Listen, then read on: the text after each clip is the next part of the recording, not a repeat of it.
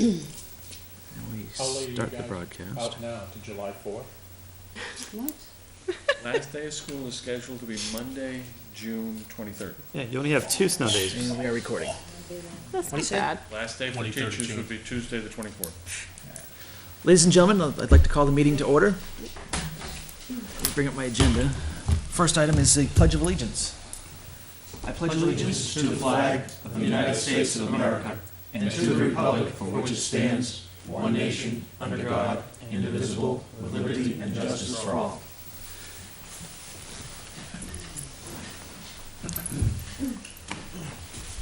Well, good evening, everyone, and thank you for joining us for the Planning Board meeting on March 18th, 2014. It appears that the TV signal is not going out live, but we are recording for posterity. It could be going out live, we just It don't know. could be going out live, but we don't see it. Start off with appointment of alternates. We have 1, 2, 3, 4, 5 voting members. Mr. Grant, would you please be a voting member this evening? Agreed. Thank you. Roll call of members present. I don't have a list to check off from. Nope. How do I? Russell Blanchett, Chairman, present. Tom Young. Young, Vice Chair, present. Bob Curtis, present. Mike Caprillo, present. Jason Grant, alternate, present. Present. Frank Byron, Selectman's Rep, present. Thank you. And missing this evening is Joel Capelson, Mike Croto, and Steve Perry, alternate. Steve Perry would be officially off the board now. That's right. Has he been sworn in? Do you know? My understanding is everybody has been, yeah. Great.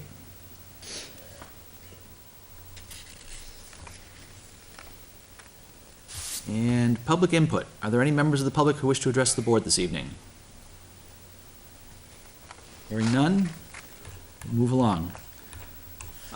This being the first planning board meeting following the town meeting, the bylaws of the planning board require us to have our annual meeting.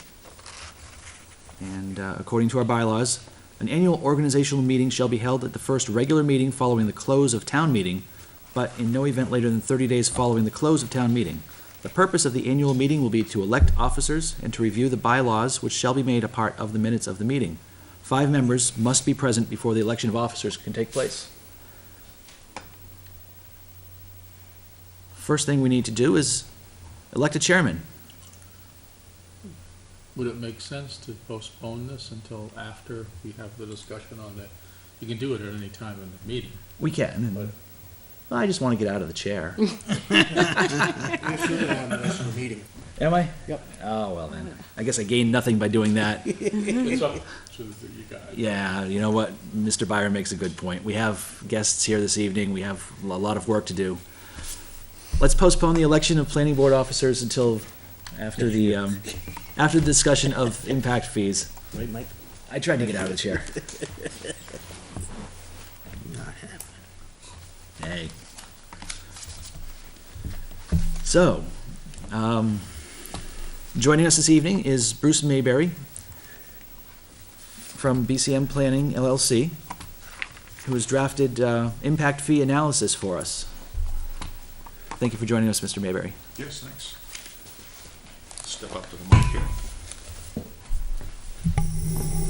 I took a look at the questions that came through, and I tried to develop an outline for tonight that I would go through with you and start with some of the basics and work forward if we can, because there were a lot of questions that were there that I don't know if anybody really knows the answer to. Everybody's got an opinion of what the statute means, for example, but there's very little case law on what it means. Most of the case law has been whether a particular development should have been assessed or not, and not much has gotten into the different formulas that are used and the assumptions, but I thought I'd go through that briefly, the statutory review and the ordinance, because there's two legs that define sort of the scope of what you can do. As we know, any of the improvements that you do with impact fees have to be specifically authorized by the statute in the list that's in the statute. And those are pretty, it's a limited list. It's not, it's including and limited to. So that's pretty much the list of what you can do. We know that whatever facility is subject to an impact fee must be municipally owned or operated by the school district of which the town is a member. So there's no, for example, state highways includable in impact fee, in road impact fees, for example. And the statute talks about needs occasioned by development.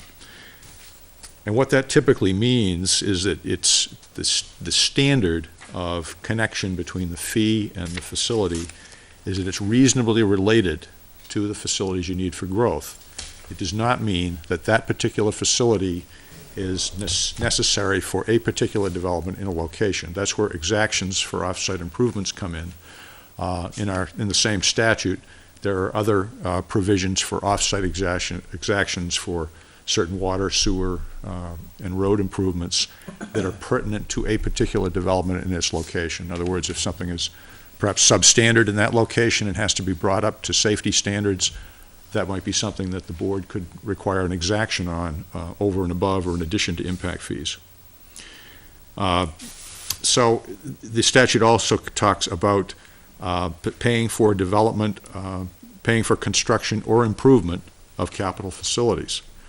The most confusing sentence in the statute is it goes on to say the upgrading of existing facilities and infrastructures, the need for which is not created by new development, shall not be paid for with impact fees. The problem is that in this context, almost every capital improvement you do has some benefit to new development. If it's an improvement, if it's a new construction or whatever it is, there's always some pro rata share of that that's going to benefit new development. So I think that's probably the most confusing sentence in the statute that throws a lot of us into a loop as to what does that mean. Does that mean anything that's called an upgrade isn't eligible? I don't think that's reasonable because there's a lot of things we do to improve facilities that are of benefit to existing and new development. If we're upgrading a facility, it could generally involve an upgrade and expansion. I think the other area that's often not recognized is that the statute talks about paying for essentially setting money aside to pay for future improvements and expansion, but also to recoup the cost of capital facilities built in anticipation of new development. So if you have a facility, such as this one, that perhaps was built in anticipation of the town's future needs, then certainly a portion of that might be recoverable in an impact fee. And I think that part is not always, that's where people will differ on, how far back can one go and look at the improvements. Can I ask you to clarify that a little bit? Because in my own thinking, and I'm gonna use the school as an example, they built the core of the school to handle 800 students for Campbell High School. Yep. But they built the rest of the school, and I don't know what the number is, let's say 600. So there's an excess capacity of 200 people in that core. That to me is something built in anticipation of future needs. But I'm hearing you say something slightly different. I would say that this was built to utilize the capacity that we needed at the time it was built. Okay, well, I don't know the particulars of this, but yeah. But what I'm trying to understand is, can you only charge for impact fees for items that were built, I call it, bigger than need be, versus those items that were built for what do you have to deal with today? Yeah, I think there has to be some reasonable, if it's an existing facility and it's not being expanded, there has to be some demonstration that it's capable at least of handling some additional new development impacts. I think you can't simply, and I'll get to this in a minute, but I mean typically one thing that's common to all impact fees that I've seen across the country is that there's always some common standard that's used to define, it's at the outset, what is our proportionate ratio we're defining as a space need or a capital improvement need that's relative to a population or relative to some demand factor, so that you're applying the same standard to existing use as you would to new development. So that I think in the old days, before there were impact fees, new development would come in, and sometimes towns would ask for, a new fire truck, a new fire station, and so forth, all to be built by one development. And when impact fees came in, it was saying, no, it has to be proportionate, not you've crossed now this threshold and now you need this much. So sometimes you'd be asking for things perhaps that were in excess of the quality or level of facilities you're providing for the existing population. So again, I think your example on, the core capacity versus the classroom capacity, certainly, there's evidence there that there was anticipation of a certain number of students, and that capacity may go even further if enrollment declines, were to ripple through the demographic here. So I guess the other question too that is how broadly this recoupment can be defined. I feel that, under some theories of capital improvements, if you've got a building that was constructed and has remaining capacity for the future and is entirely paid for, was one school of thought that says, well, that isn't worth anything. New development shouldn't have to pay anything for that. It's already paid for. Well, who paid for it? Well, everybody else in the past. All existing development has footed the bill for that. So the idea of recoupment is that you can essentially recover something from new development in the future. If there were, say, no debt service on a particular facility and it had capacity to meet future needs, new development might not pay anything toward that construction. So so we can use real-time examples that we all can understand. So we have a high school that has Yeah. a greater core capacity than the classrooms, but we're not even near capacity now. I mean, we're a couple hundred at least below. We're 474. We're 474, right? 3 o'clock. So in the future, then, let's say enrollments continue to decline, but there are new developments. Right. Are you saying that impact fees collected for the development could still be used, considering that we have the capacity, but and it's increasing in capacity, to recoup some of the costs for the initial? The way I look at it is this. I mean, there's some folks that would say if enrollment is in decline, do away with the whole thing, there's no growth. The other school of thought, I think that when I look at it, if you look at it like any other capital improvement, if you have a facility that can handle the amount of new development you're getting, and that enrollment ratio is perhaps going down, then the useful life of that building is even longer. When I looked at the enrollment numbers too, by year built of houses, about 52% of the students, the resident pupils in the town, live in homes that were built since you enacted the impact fee ordinance. So new development definitely had, if that new development weren't here, had never been built, you might have half the number of students you do today. So even though at a certain point, you hit this declining enrollment, we'll probably have that for quite a while. The way to adjust for that, I think, if you want to keep an impact fee, is to keep your enrollment ratios at the current average. If that average continues to go down, then you charge a fee based on that proportionate demand on the facility. Now, not everybody would agree with this. It really depends, I think, on your philosophy of what the fee is intended to do. I think the general theory about impact fees, if you look at the national literature, is that the country has trillions of dollars in unfunded capital improvement needs, a backlog, and part of that problem is sort of an unwillingness of, say, the existing taxpayers to pay more taxes. And in a sense, the existing tax base tends to subsidize the new development because of that. So we tend to get into these periods where we need more, but we don't build it. We do it after the fact, after the needs have already been expressed themselves. But after 6 years, we're returning these funds, and so if we have a declining enrollment, and again, I don't think I've decided either way whether or not we should continue, but and just rate it proportionally. In other words, I think what you said was the proportion would be lower because there's less of a need and we're building capacity, correct? Right. What I'm saying is that if you look at it from a demand standpoint, what I try to look at in each impact fee is sort of a unit cost kind of approach.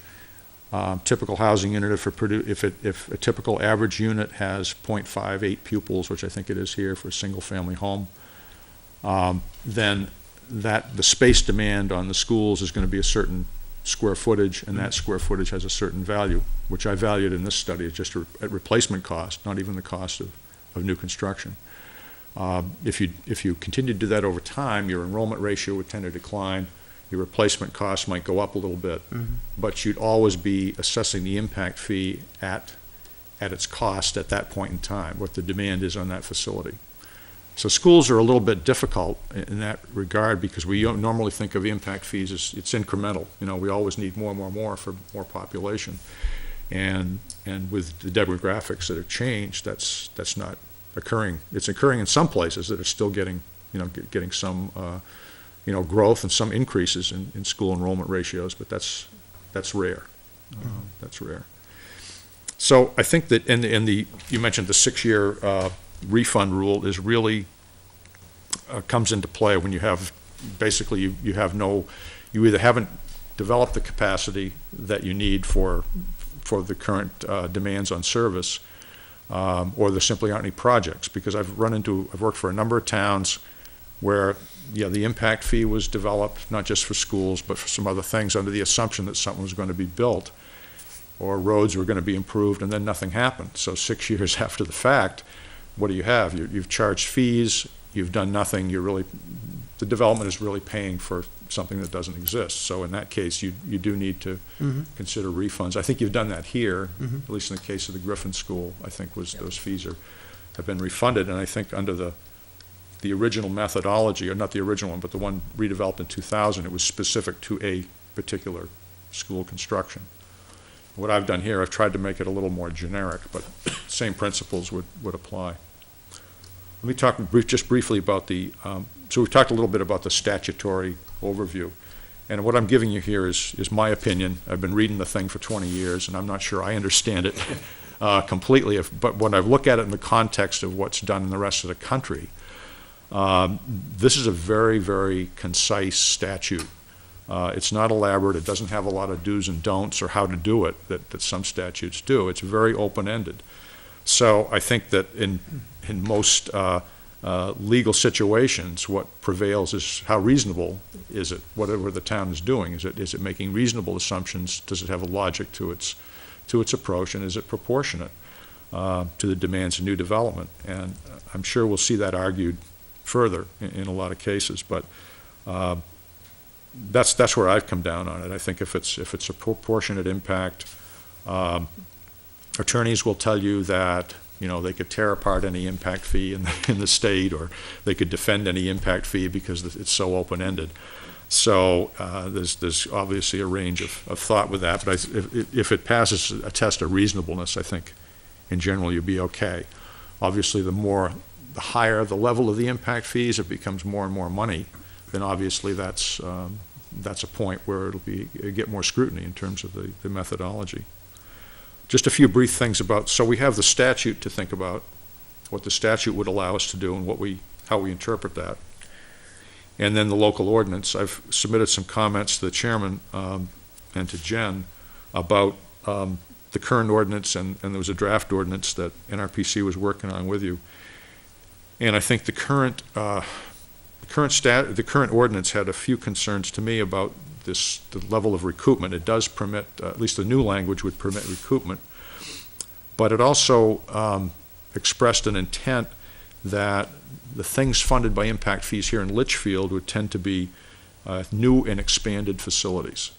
And I think that terminology is used in several places in the ordinance. It's about expansions and something that's new.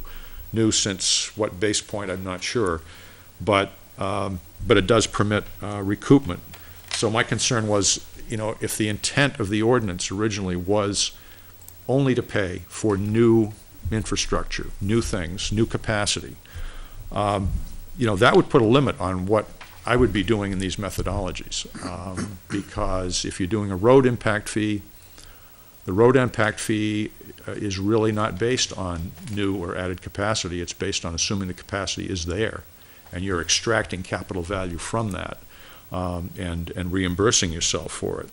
So, and the same with the schools. If we just talked about recoupment, we're saying that if the existing schools had capacity that could serve the future, might be a candidate for impact fee assessment. But if your ordinance is implying that it has to be new or expanded, then perhaps we're just limited to those things that are new or expanded since maybe 1990 when the original fee went into place. So those are my thoughts on sort of the I don't know if that answers anything, but I mean, it's sort of my thinking on the pros and cons about how broad can an impact fee be, and, what can it address? So we're limited to, the statutory dictates on what can be assessed, but it's very broad, in my opinion, on what's the proportionate impact in new development. I want to just, if I can touch on the schools, and then maybe I'd break and let Brian come in and talk about, I know he has got comments on the school situation, so I don't want to go on and on here, depending on how you want to run it, Mr. Chairman, but you had some questions about the schools, and I'll just talk about a few of them here. I think the original impact fee that was done here around 1990 by Cannon Associates is similar to what was done in probably 4 or 5 other communities in New Hampshire and Vermont, where the fees were based on the maximum capacity of the schools in place at minimum New Hampshire standards, and the full development cost of the school, in other words, from the ground up. The approach was modified in 2000 to focus on 2 individual school construction projects in their particulars, which was Griffin Memorial School, I believe being replaced rather than expanded, and the Campbell High School, which was recently constructed at that point in time. For some reason, the middle school grades were not included in the fee, perhaps because there was no, new construction planned there. So the approach I've done here is a little bit different. It will change. I've put out a number of options in there for you to look at about how it could be structured.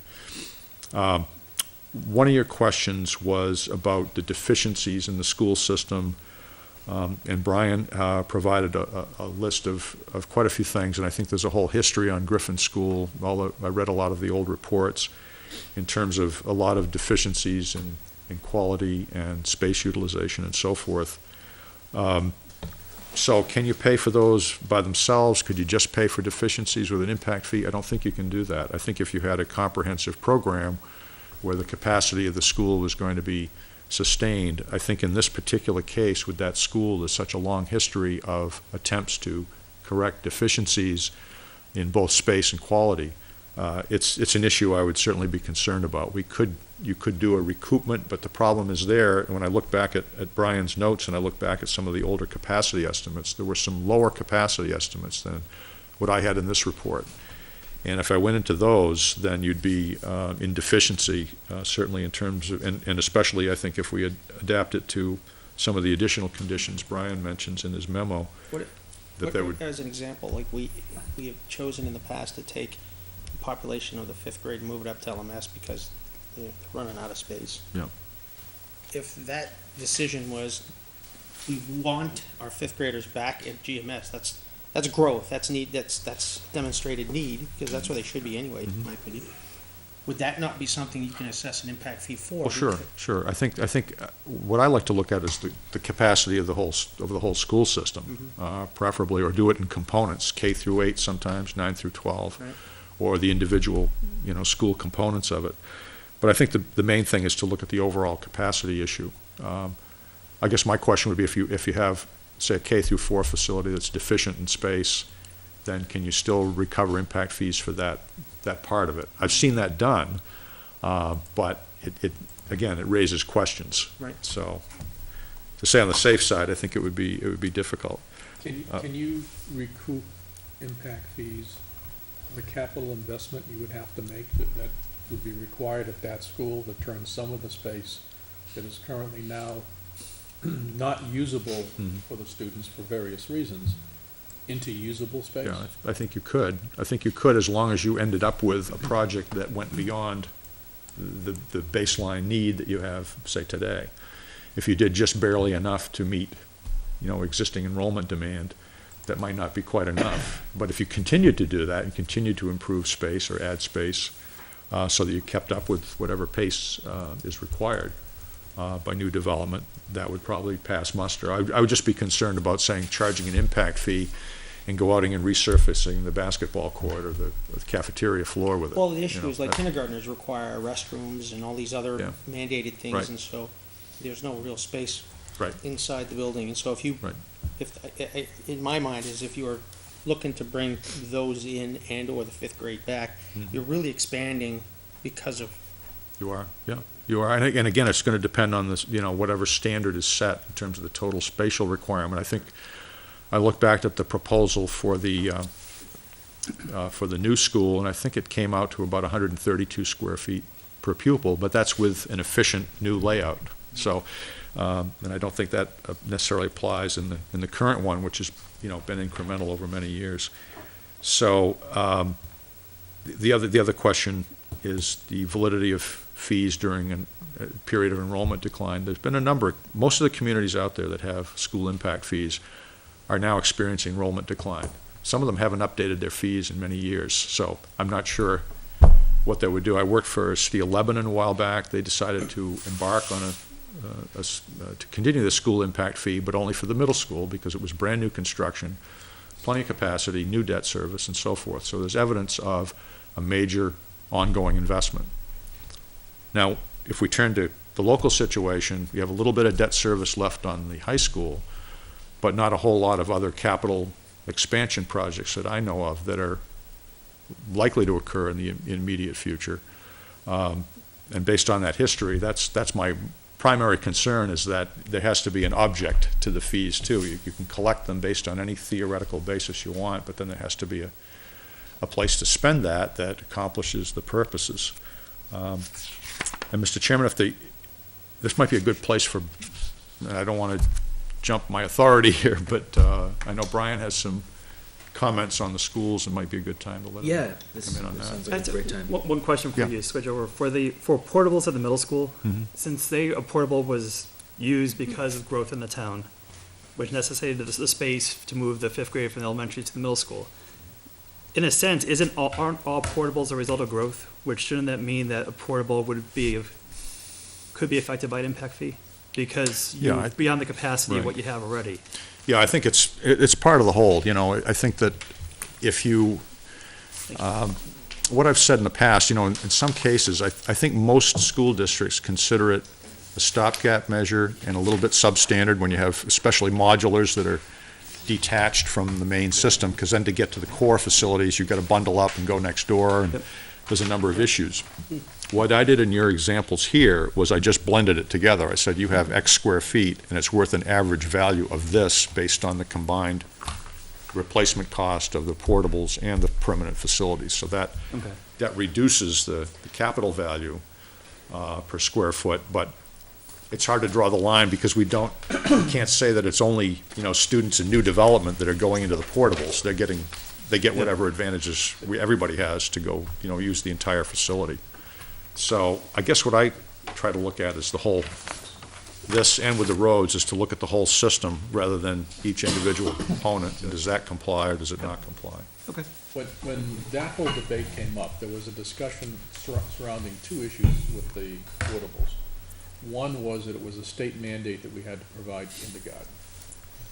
Number two, the children in town already existed.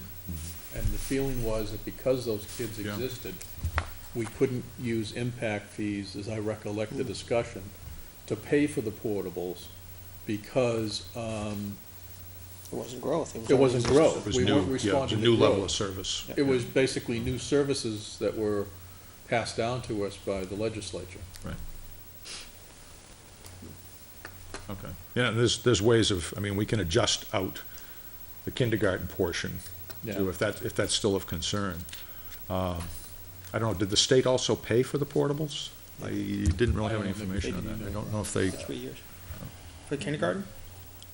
3 years. I thought that when the town bought But we them, bought at the end, we the did buy state, them or something. Right, The but the town- first 3 years, the but state. I thought that town bought them with Impact fees. construction aid money or something from the state. And bottom with impact fees. Yeah, because it wasn't a warrant article to purchase them, it was impact fees to be used Correct. to buy the lease, or to buy them permanently, Yeah. yeah. But the first 3 years were covered by By the state. State aid. The two documents that I handed out, the first one, the staple document, was just I sent a request for information in response to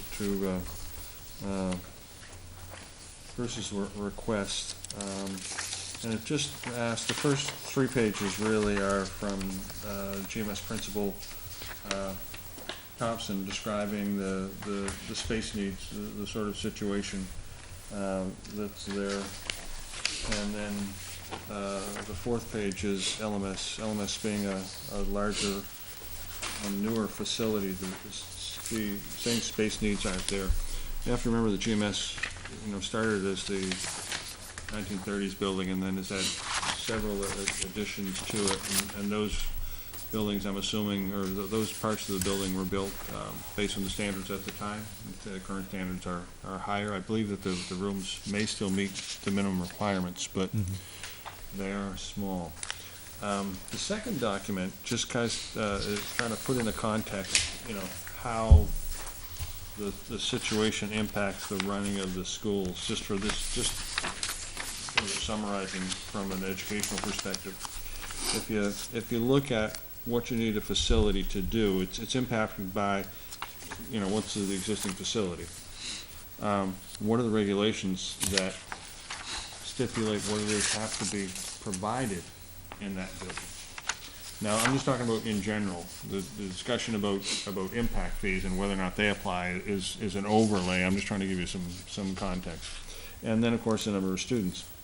If you look at the buildings, both schools are overcrowded. Portables are there.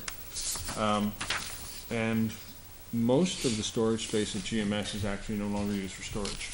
Storage has been pushed outside the building, and areas that were built for storage and for other things are currently being used to provide services to students. And if you look at the second paragraph, it basically explains that. Now, the use of storage space means that both schools are actually finding storage space outside the building in other ways. GMS budget for 14-15 has $1,250 budgeted for pods for storage, for materials that we have more value than the cost to store them. Things like spare desks, those sorts of things that normally would be in storage inside the building. Can't store it in the 30s building because of fire regulations, and so we actually pay to store something. And we have about $5,800 budget for LMS to build more outdoor storage. One of the reasons that the storage situation is as it is explained in the second paragraph. So IDEA law, special education law, 504 law, requires 2 things. One of which is the providing of much more substantial and I think very appropriate services for identified students. And the students be educated in the least restrictive environment. And the definition of least restrictive environment is inside the regular school that the child would normally attend, other than, some very special situations. So we now provide, which we didn't when the school was built, occupational therapy services, physical therapy services, speech services, psychological services. We have Title I tutoring. We have a reading specialist. We have math tutoring as well as reading tutoring. And so you have all of these ancillary services required by federal law that now not only have to occur, but now have to occur on site because they have to be delivered in the least restrictive environment.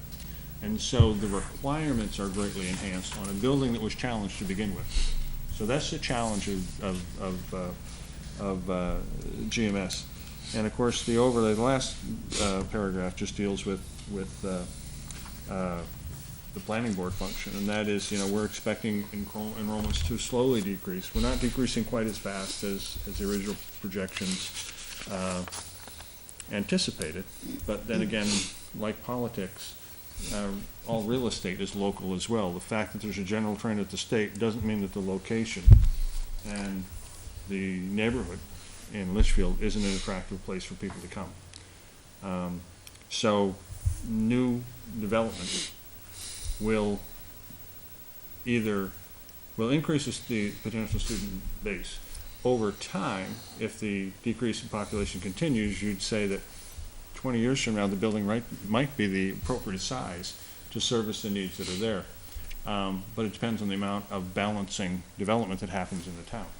So how you interpret the law and how you choose to move forward with the approach could mean, for example, that the school population could stay at the existing substandard level and, you know, using Bruce's argument, that capacity would have all been paid for by prior tax owners, prior builders, and not by the new construction. So just a little bit of context for you in that situation. The need for those services is not going to decrease. The medical marvels in neonatal care have meant that we have a lot of students who require some very intensive services, you know, and the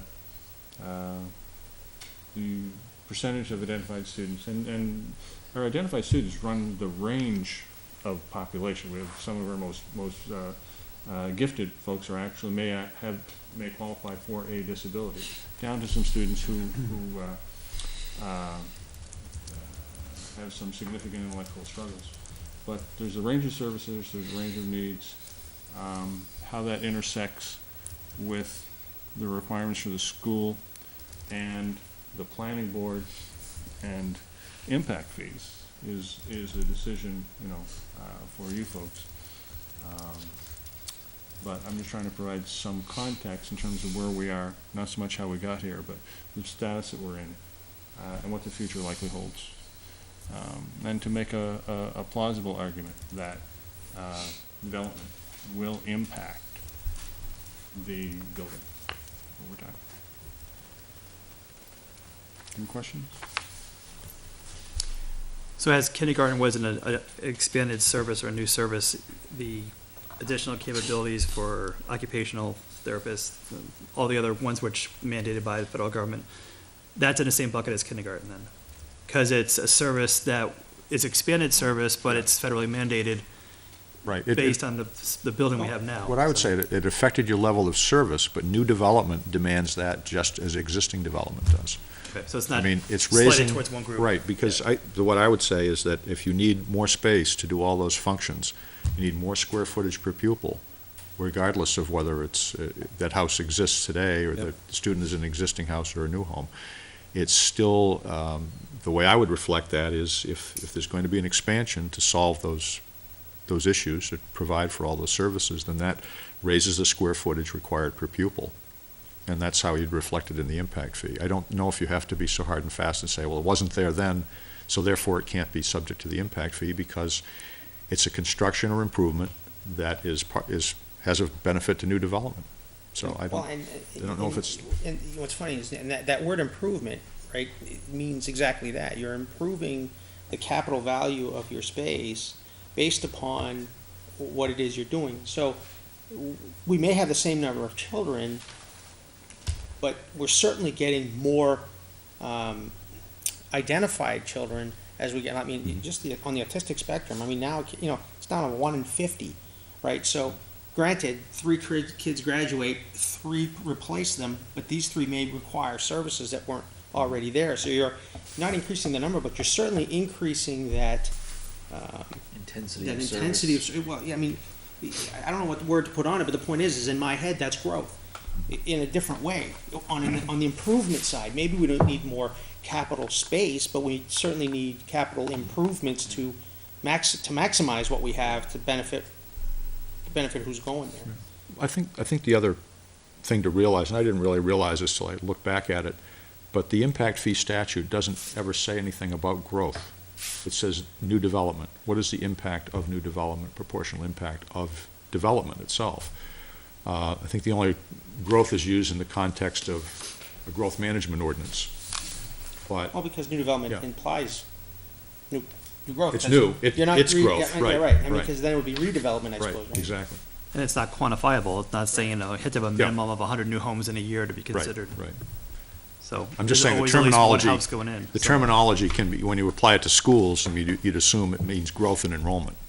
yeah. And I think it means growth in the service base, or the development base, number of housing units, square footage of development itself. And Well, and I whatever can still make a impacts those. difference in my head, and like technology, right? Like, a lot of things require technology, but to me, that's a lot different than an improvement in square footage required to do occupational therapy. what I'm saying? I mean, to me, it is different. It may not be to some folks here, but It's still a capital investment. yeah, it is. It's, again, it's a conversation, but But I think what's happened over time, when I was looking at, in the 80s, when I was doing fiscal impact studies, it would be common to see schools at 90 square feet per pupil and at the capacities that they were judged to have at that time. Today, it's, even the state guidelines are 120 to 140 square feet per pupil for a new school. So that kind of illustrates the sort of things we're talking about, how the additional demands on schools from the programs they need to provide have kind of pushed that ratio upward. and that's the whole point of an impact fee, right? I mean, Well, I think it's at least, I think impact fees were intended to be updated periodically, and the court has agreed with that, at least in the limited instances, that if there are variables in the formula that can be updated to reflect new conditions, then that's desirable, rather than stick with something 20 years old and keep it up, because then you're not really reflecting the impacts at the time the development occurs.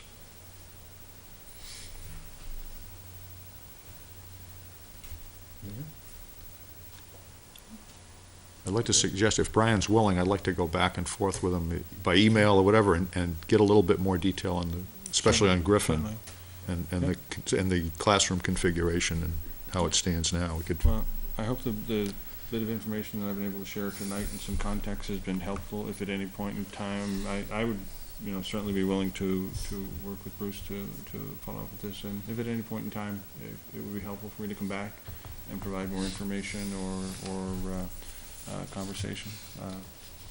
And do you have a facilities subcommittee now? I think Mr. Gretz involved with that. Would that be, obviously, the information they find, I assume will be shared with Mr. Mayberry to pass that forward? Okay. I think the hottest thing that's going to be headed that committee's way may be, as we're looking at trying to field lacrosse teams this year, how we're going to be able to work with the town to try and manage facilities between the town and the school side. And I think when we had an internal meeting today, and I commented on, the taxpayers face for the school, and I think by and large the schools have been very good about sharing both indoor and outdoor facilities when they're not in use for the school side, make it available for a town, and I think the town has actually been very accommodating as well. So we're in a situation we're going to have to juggle some things back and forth, but I think there's a demonstrated need there for the development of some more fields. So the question then becomes, can we use there may be some space that's suitable at LMS. So how would we move forward with that as a project? And backfield there. But in the short term, it's going to be a matter of the politics of field scheduling and trying to figure out who does what. I thought that backfield at LMS was supposed to be made into a real field. Like 8 or 10 years ago, they clear cut the trees by where the portables are, but then they, for some reason, never went forward. I thought it was because the new school would go back there. If that was approved, or The explanation to me was that they didn't want to give up on Your school. that being required for the new elementary school. so was the real estate that the new school would go in if passed. Okay. At this point in time, I don't, see that as a burn, the new elementary as a burning issue politically within the town. I mean, you folks are far more aware of whether it is or not, but it is an area that I think we're going to put in front of that committee, and Mr. Brett sits on that committee. Thank him for his time. But it's the same thing in terms of field usage. So, without any further ado, I'll excuse myself and leave you folks to your work. Thank you. Great. Thank you very much.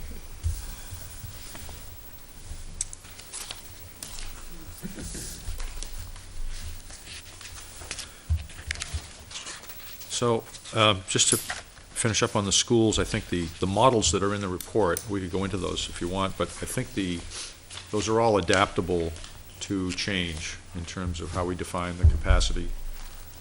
If we go through the Griffin School and determine a different capacity ratio, which I think we will, based on rereading the old design reports and what Brian has commented on, that will definitely change.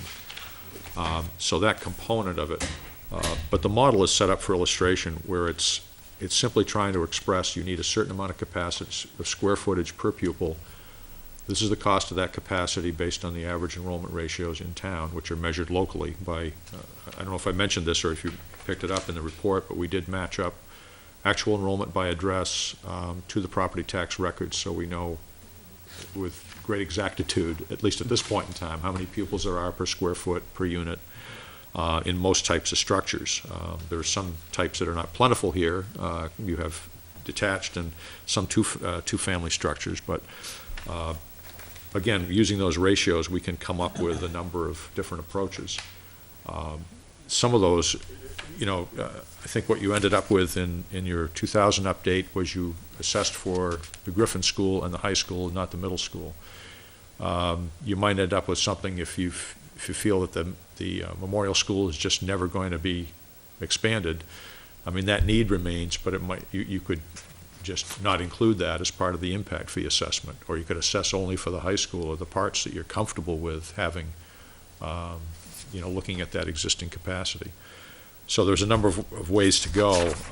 You mentioned earlier breaking Yeah. it up as in K through 8 and then 9 through 12. Yep. Would that not be a better approach? That way you could kind of see what the Yeah. need is versus Yeah, pigeonholing it in something Yeah, specific. you'd be fudging it a little bit because Yeah. you're merging, Yeah. a school that's, I think most people considered substandard with a school that's in pretty good shape.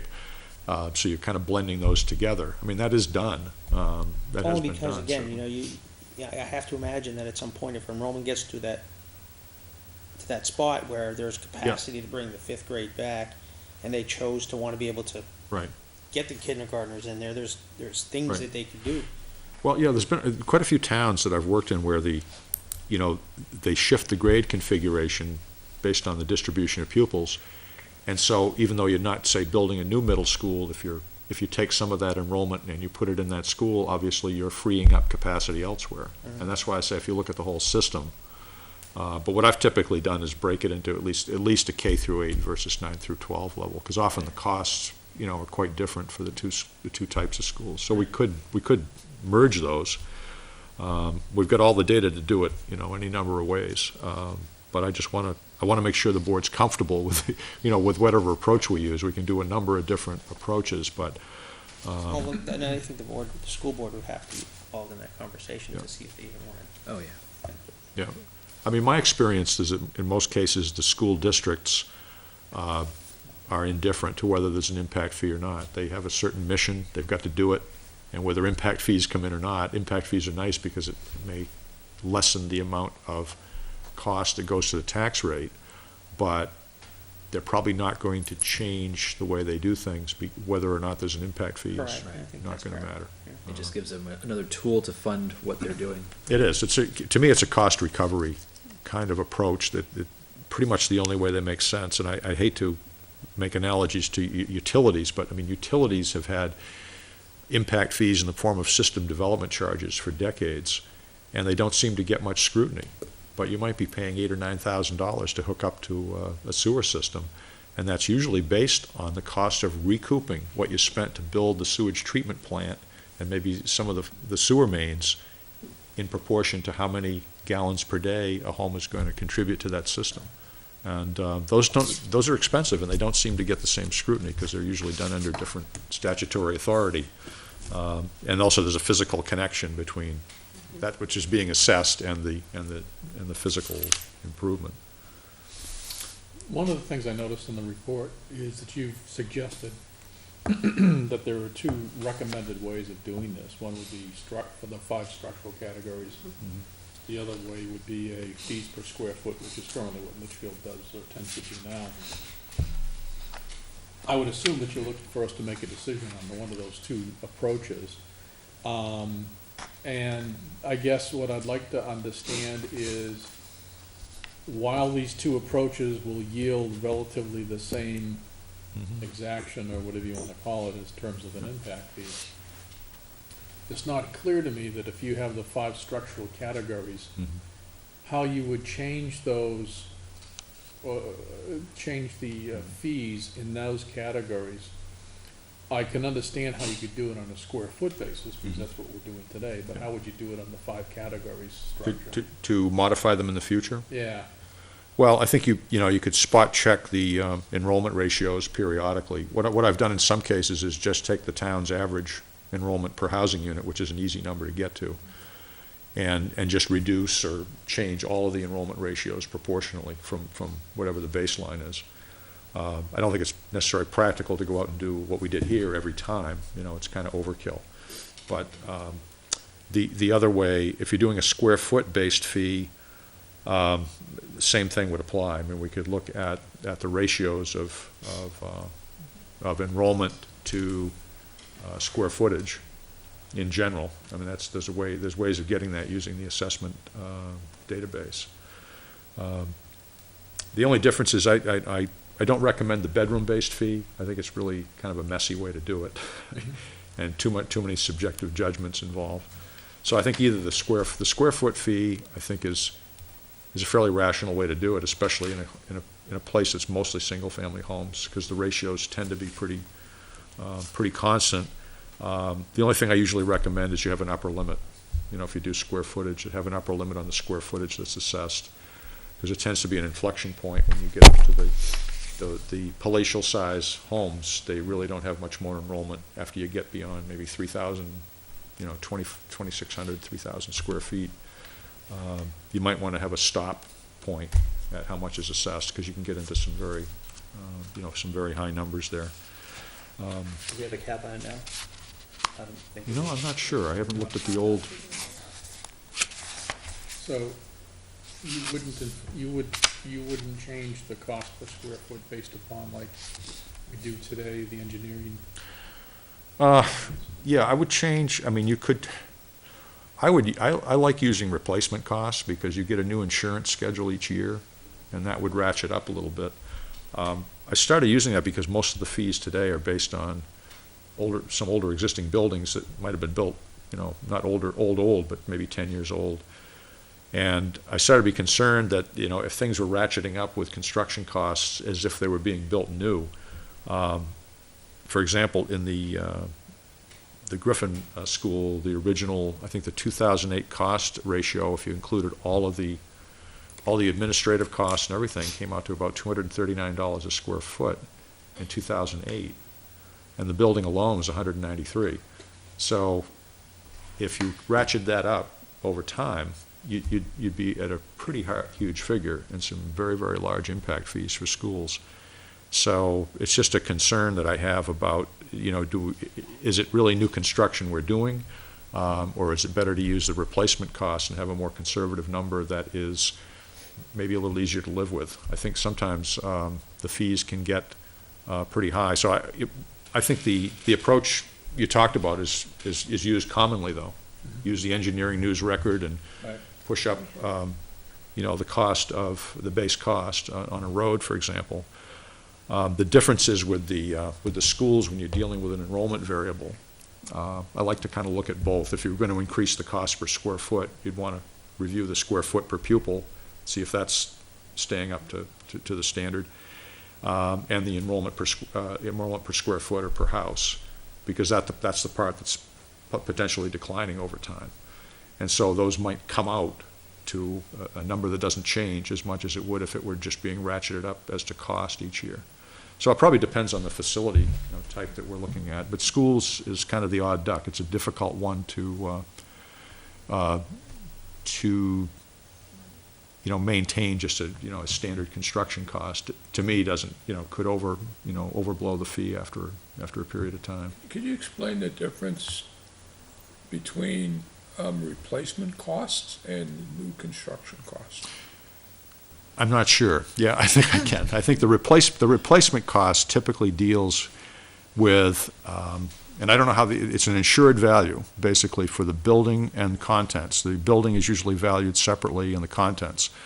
What the ratios are used by the insurance industry is supposed to be similar to what you'd have on your home, where you'd probably assume there's some salvage value in the foundation and the masonry components, I would think, and then the rest would have to be rebuilt. So the numbers tend to be quite a bit lower than if you were going out and doing brand new construction from the ground up. You don't have to pay for land. And you don't have to pay for land or site improvement costs and so forth. that's one difference. In some cases I've seen, I think it tends to also reflect somewhat the value, the quality level of the facility, because I've seen schools valued at, for replacement costs that's, almost what I would consider a new construction cost, and others that seem to almost reflect a depreciation. So replacement costs would be, for instance, if there was some destruction befell the Yeah. school or something like that, you Fire. still had remaining site utilities already Yeah. run, and you had your foundation there, and it'd just be replacing the That's my structure understanding of it. versus building a brand-new structure That- and digging the Yeah, that's foundation and stuff. pretty much my level of understanding of it. Well, if you think about, expanding a school, you're not really replacing it, you're doing new You are. construction. You are. Am I off base there? That's No, why you're I right. was getting confused. No, you're right. You're right about that. So if there were a live proposal, let's say, out there to build a new school at Griffin Memorial, I would probably use that value for the value of the school based on, new construction or expansion. That would be the current cost of doing that. But if we're relying entirely on, existing facilities already built, but just my feeling is a more conservative value seems more appropriate to that. Oh, and You were- could do it as you're suggesting, though, is just say, new construction value is this. That's what your road system does. It's based on the value of building roads from bare earth up. So, your current system, anyway. You do both. You could. Well, at Griffin, if you were to tear into the building, everything you touch, you've got to upgrade, so, there's some very challenging things there, the costs aren't just Well, new it's, or replacement costs. sometimes the upgrade is more per It's square more- foot than It is, new. right. But yeah, I think it's just, in a way, it's a matter of convenience. It makes the fee easier to update if you have, say, you review your enrollment ratio, you look at a new replacement cost, and of course, if the building is improved or expanded, its replacement cost would go up. It's a choice, really. We can go to a number of national and regional standards as to the cost of schools per square foot, and I think we'll find it's, if you looked at total development cost, it's probably well over $200 a square foot, and even in some places. It depends on what you're building. If you're building just basic construction, if you're putting a planetarium in high school, it's going to be, a much higher cost level. So it's again goes back to the reasonableness factor. And I've just had some communities, when I come in with the impact fee, they were really one of those impact fees, and they saw the dollar amount, and they said, whoa, we can't do that, that's too much. So it's another reasonableness type factor. Can you address a question I had concerning a statement that you had in your report Sure. on the matter of the assessment value usually done by the community to determine the assessed value of the building overestimates the livable space or the utilizable space of the building? I'm not sure what, See if I can find it. yeah, if you can find it, you talking about school buildings On or? page 4 of your report, it says, note that the assessment data reflects effective area used for property appraisal formula, Right. which in most cases exceeds the actual living area of a residence. Yeah. This means that the enrollment per square foot measured by the effective area will yield will yield enrollment ratios that are likely to be lower than if measured by living area. Right. The, And did your data correct for that? no, it reflects, effective area, at this point. What I used was, and all these depend on who you use for your appraiser. And I think it's Avatar does yours, and they use a formula that's based on effective area. There are some that will show you a gross living area, which is the actual, the heated space, basically what we'd think of as our actual habitable area that's usually heated and above grade. And effective area is just a different measure because it comports with their ratios of however they've determined the mass valuation equations that they have on an effective area basis. So you might have the living area, and then Non-heated the garage. open area under a porch, Yeah. for example, would be part of effective area. and some other factors. So it's just hard to tease out what the living area is. We'd have to go through, just look at an awful lot of assessment cards to figure out what the relationship is. So I left it at effective area, thinking that at least it would, if anything, underestimate, the, on a square foot basis anyway, the relative costs, so it was essentially a safe number. I've seen some methodologies where, you might say living area is, on average, 90% of effective, and That's so what I was wondering if you did. we could do that. I mean, that could be done. There's no quick way of doing it, because unfortunately, the data in the assessment database, you'd have to look at each component, because there's like 5 or 6 different components with codes as to, there might be living area, there might be a basement included that wouldn't be part of the living area, so it's almost looking at case by case. You could do a sample and see what we come out with, or take a ratio. I'm not sure if there's any quick way of getting. But it sounds like what you're saying is it's not really necessary either.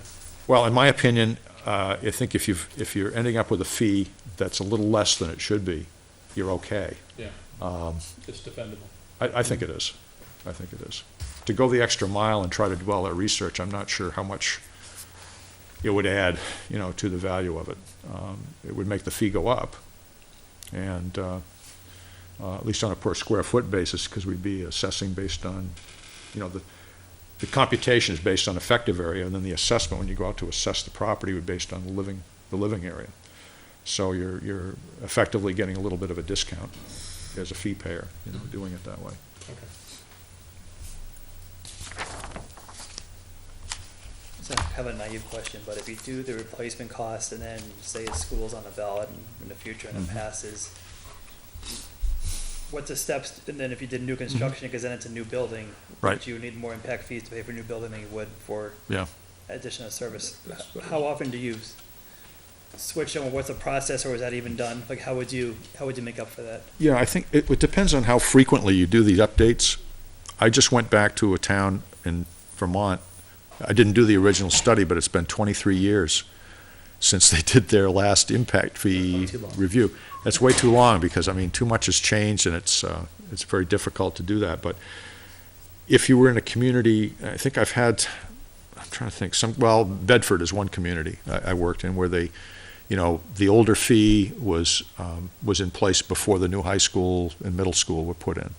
So once those were in place, I can't remember now if I used replacement cost or the actual construction cost there, but it definitely was much higher for those new facilities than, but I waited until it was actually put in place. I think the And then danger pass, is. You don't want to do it ahead of time and have it not pass. I think that's been my approach, because if you do in advance, like if you said the Griffin Memorial School is going to be $240 a square foot, and you put that in your fee, Yep. it would jack it way up, and then if nothing happens, and you're just using the existing capacity, I think, it might be questionable. It definitely wouldn't be, you definitely had not invested that amount. With a replacement cost, you can say, yeah, we know we've invested at least that Yep. in the facility. So it makes me a little more comfortable, and maybe it's a lazy way of doing it to rely on the insurance schedules, but it's something you can update pretty readily and still, I think, come up with a reasonable I think it's more fair for the building, cost too. allowance. It's- Yeah, I think anytime, any of the factors that I look at, if I can say that we know that, for example, we know new development, the newest homes have the highest enrollment ratios. So if we use an enrollment ratio of 0.9 pupils per unit instead of 0.58, what happens to the fee? It's way up here. But on average, that's not your long-term impact, Yep. which is what we use in the fee basis. Although many old methodologies, and when we used to do fiscal impact statements, you'd always take the average for new construction.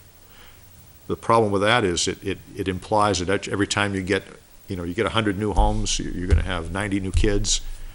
You might, but you're going to be declining on the other end in the older homes. So that's what makes it so complex, I think, to figure a fair way. I don't want to say fair, let's say proportionate So what would method you of doing recommend, it. every 5 to 7 years to relook at it? We're 14 now, right? We're 2010. Yeah, it seems like towns have gone 5 or 6, Seems typical, kind of these, even though the capital improvement program almost has nothing to do with the fees sometimes, that seems to be the cycle of, I've had one or two towns that have done it every couple of years, just to keep pace. But things probably shouldn't change that often either. You want some stability in the fee.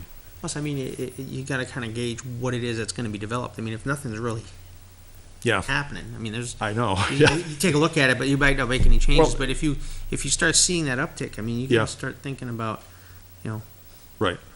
Well, I think the other aspect of it too is sort of a reality check. And I've gone back to a lot of communities now where the fee was put into place, say, 5 or 10 years ago, and here are the assumptions on what we're going to do for, say, our road system, and then you look back and the budget was slashed. They never did those improvements. Well, now what do? You have a fee system based on costs per year that are up here, but you cut it in half. So your fee is a little out of scale to what the investment is. So I think a reality check now and then is probably a good idea, to say that, those are our assumptions then. And the other question is, there's some cases where it may be time for an impact fee to end if the improvements just aren't forthcoming. The other way to do the impact fee, I think when it's an uncertain situation, is your safety valve is always there for doing a refund. In other words, if you said, well, let's stop assessing fees right now, nothing's collected. Well, once you stop the assessment, then you're not going to collect anything for a number of years, and once a subdivision is grandfathered, you're not going to collect from them for a long time. So you have this big hole, and now you want to put it back in place, but that growth's already passed. So, that's another issue, is. so better to ratchet it down. Yeah. Than to Have something. I think it's, and the courts, there's been a couple of, at least one New Hampshire Supreme Court case that talked about the idea of variables and the ability to adjust them to conditions that seem to be looked on favorably. So you don't get too many indications like that's a good thing. It allows you to keep collecting, and then if it does ramp up, you're Right. you're covered, and if it doesn't, they're getting refunded anyway. Right. If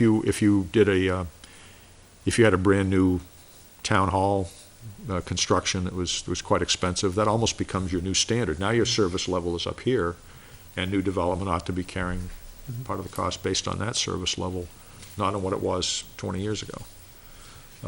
There was another question, and it just reminded me of that, was that someone asked about, in the memo, about, could a fee sort of trigger on and off depending on the growth rate?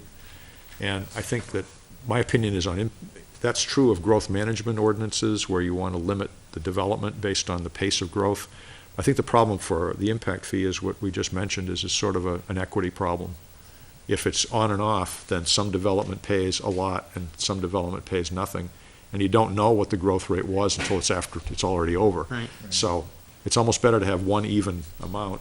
And then the safety valve is the refund situation. If you look back and you just haven't done the improvements that should have been done, then you could have a full or partial refund of the fee and kind of continue your system. But then if the community failed to fulfill the improvements, there's that safety valve exists of the refund, which nobody wants to do, because it's that's where more of the work would lie, is doing refunds. I didn't get to roads yet. Should I talk about the roads a bit, or do we want to stay on schools a minute, or? Do we have more to ask about, more concerns, questions about schools? I thought what I'd suggest is if I can work with Brian a bit and see if we can, I want to go back to that team design study and maybe use that format and see if he and I could come up with a different capacity figure based on the current use of the classrooms and get that figure fixed, because it's not, I don't think it's right in what I've got here. I've got something that's too old. And that will change, all of the figures a bit, but I will give you I'll give you enough options so you could pick and choose among the different models, but it will change the numbers somewhat. So I wanted to suggest that. I also owe you a second meeting and a final report. So that will happen after tonight. We can talk further and do another meeting if we need to, and refine it a little more till we get where you want to be. Before you move on to roads, would it be helpful if, kind of getting towards that revision, you said you'd kind of rerun some of the tables, would it be helpful if we kind of narrowed down those tables? Because I know when you looked at the options 2 weeks ago, there were some that you said, yes, maybe, and some that you said, yeah, I don't think so. So would that be helpful in that Definitely. regard, so that we can kind of focus the time and energy invested Right, there's no on, point in on going those on that a- are most logical? Yeah, I don't want to go down a path in more detail that's something that is not a preferred approach. Some of what I've heard you say is that just, looking at table,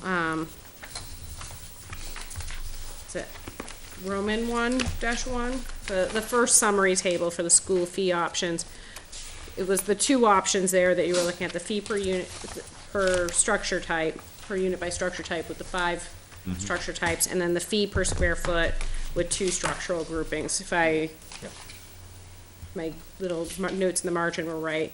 And then some of the other things I heard was the different breakouts by school facility, be it elementary, middle, high school, K through 8, high school, opposed to just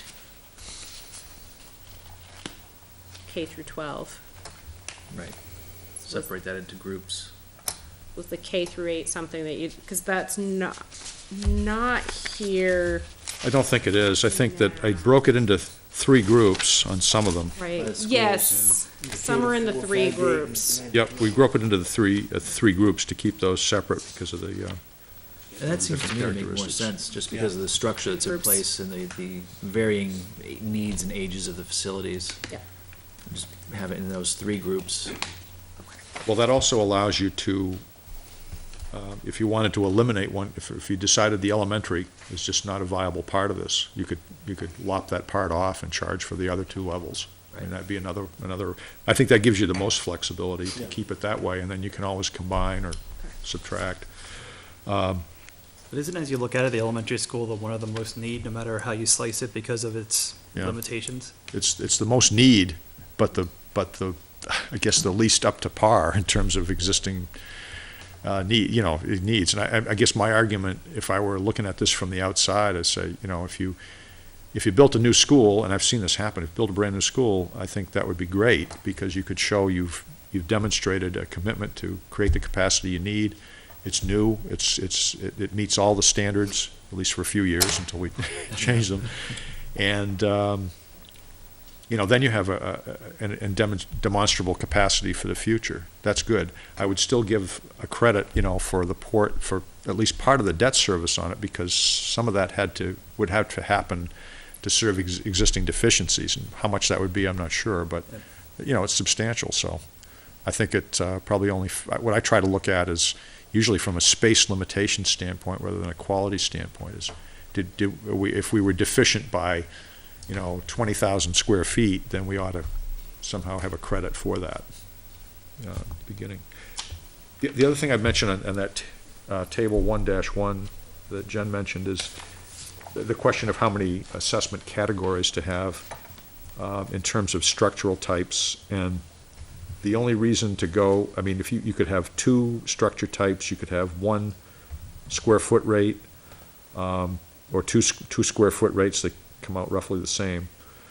The only advantage to 5 structure types, those run along census categories, and it gives you the ability to, if you did have some new multifamily construction of apartments, you may not, but if you did, you'd be able to show a lower fee based on those typically lower enrollment averages.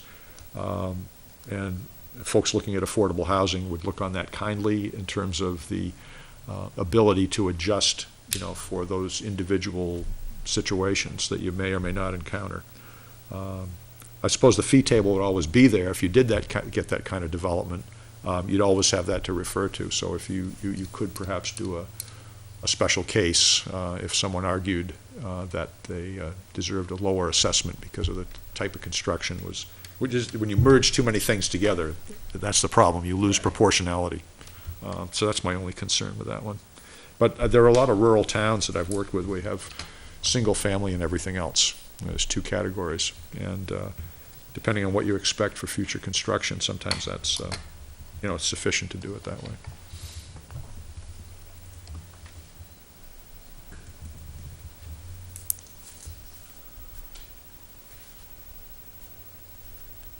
I guess from my thinking, I think that if we stick with the 5 categories, which was the single-family townhouse, duplex, multi, and manufactured, which does model, as he said, the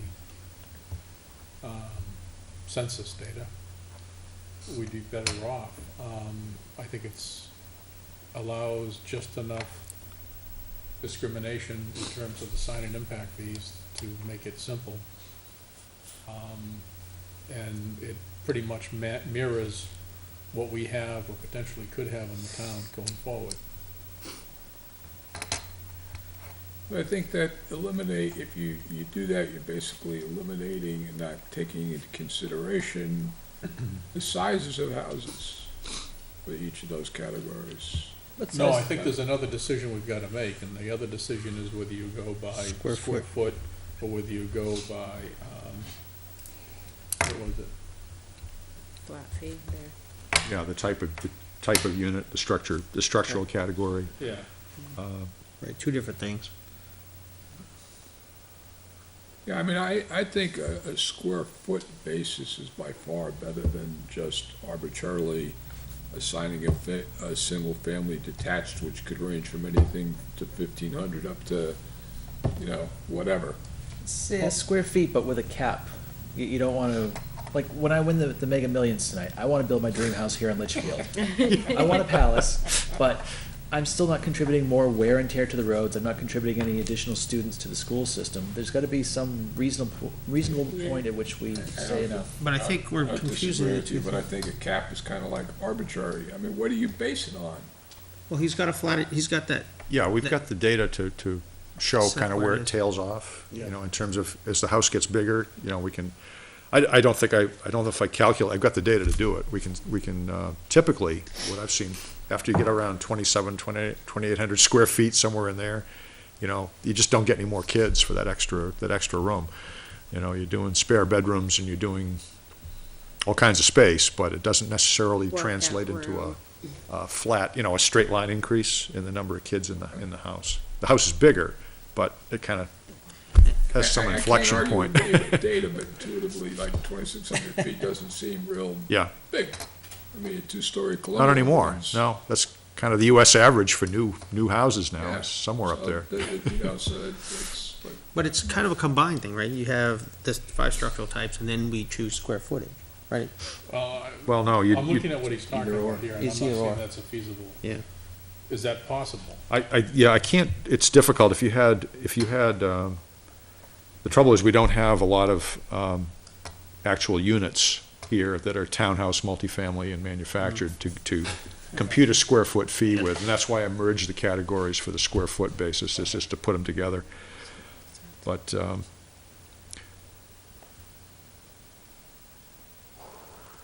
I think it's easier. I think, the square foot tends to work out pretty well, even with multifamily. It may come out a little bit high for multi, but, because then you're talking units. If you had a small one-bedroom of 500 square feet, you'd pay on that Unit basis. size. If you had a 2,000 square foot, you'd pay on that basis. So,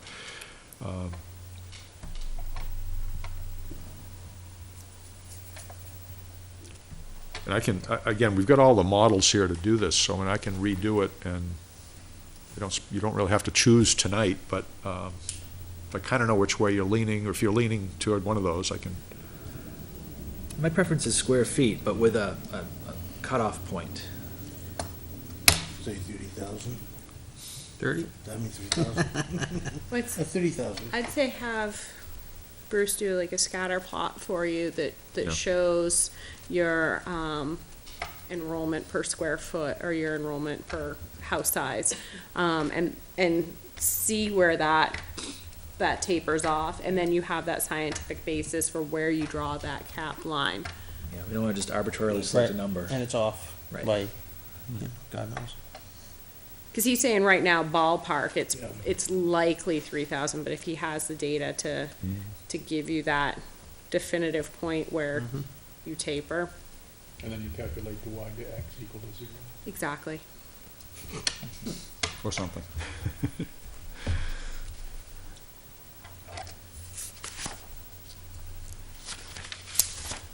Okay. So those are really the two things, is to get the Griffin School ratios proper, and to do some type of credit allowance that may be different from what we have here. So I'm not sure if the numbers would go up or down. They may not change all that much, but then it would be basically a choice of what grade levels to include in your fee, whether you continue to charge for the elementary school or not, or to let that, or to let it be a pass-through. I guess that's the other way to do it, is to continue to collect it and then determine if refunds are necessary, after the fact, if you can kind of keep holding the fees for 6 years, but there would have to be some consideration, I think, of refunds or partial refunds, if nothing's happening. How long do you carry the high school being paid out? I think it's only a few years. We have 1 year left. Let's say, how long do you carry the impact fees for? Because if you're saying if Oh. it's not a GMS, you Yeah. may not recommend having the. Well, that's the other issue. I mean, the thing is that the fact that it's paid for, you still have that capacity value there that serves new development. And that's one of the things the statute doesn't really address, is if you're recouping an impact fee based on that value, it's pretty clear you could apply it to debt service, and a lot of places do. But if you don't have debt service, what do you do with it? How do you spend that? We If it's- have used quite a bit of it for Yeah. debt service. Yeah, and that's, I think, the most appropriate, the most direct way to show that you directed it toward that capital need. Once you've recouped, if you're recouping, then I've always said you still need to use it for a capital improvement. You can't let it go to the general fund, so it would have to be used for some other school improvement somewhere in the system, is my feeling. But it's by no means clear from the statute what you do with it. So it's, in most jurisdictions, I mean, a recoupment means you spent the money, you did the improvement, now you've recouped it, and for lack of a better term, that money is laundered. I don't know why I want to use that term, but that money is now available for other things because you recouped it, and now it could be used for other improvements. But I certainly think it should be kept within the same category for some improvements of a long, useful life, and not just small stopgap sort of things. Would it be fair to say what would normally be used as a capital improvement? In other words, Yeah. I know when I do things, I have to be able to capitalize it 5 years or greater. Yeah. Would that be what we're talking about? Yeah. Something tangible, something that. Yeah, I mean, 5 years seems short to me, but I mean. No, I understand. But, if you're doing, I don't know what your CIP, when you do your CIP, do you look at, is there a minimum capital improvement or a minimum useful life that you, Depends what it is. yeah. Because if it's a standard replacement item, usually that's operating Right. budget.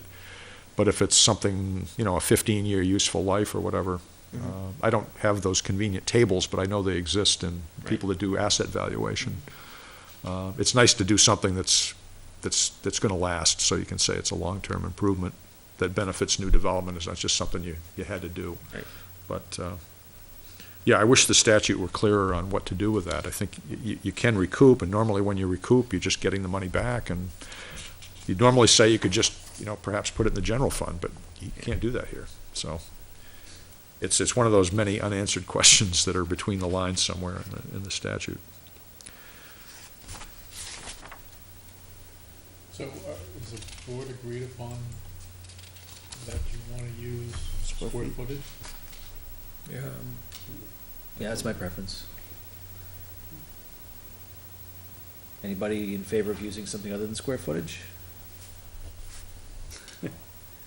Sounds like square footage is the approach we'd like to take. Okay. Do you want me to continue to show the tables of the per unit values also? I might take the bedroom stuff out because I if think we're it might not be gonna helpful use to it, but. have something to compare, just Yeah. so we can How we got know there. where we're getting, yeah. Because it's how we all, got there. it all really comes from the same variables, it just allocates it out a little differently. when so. does it basically wash out?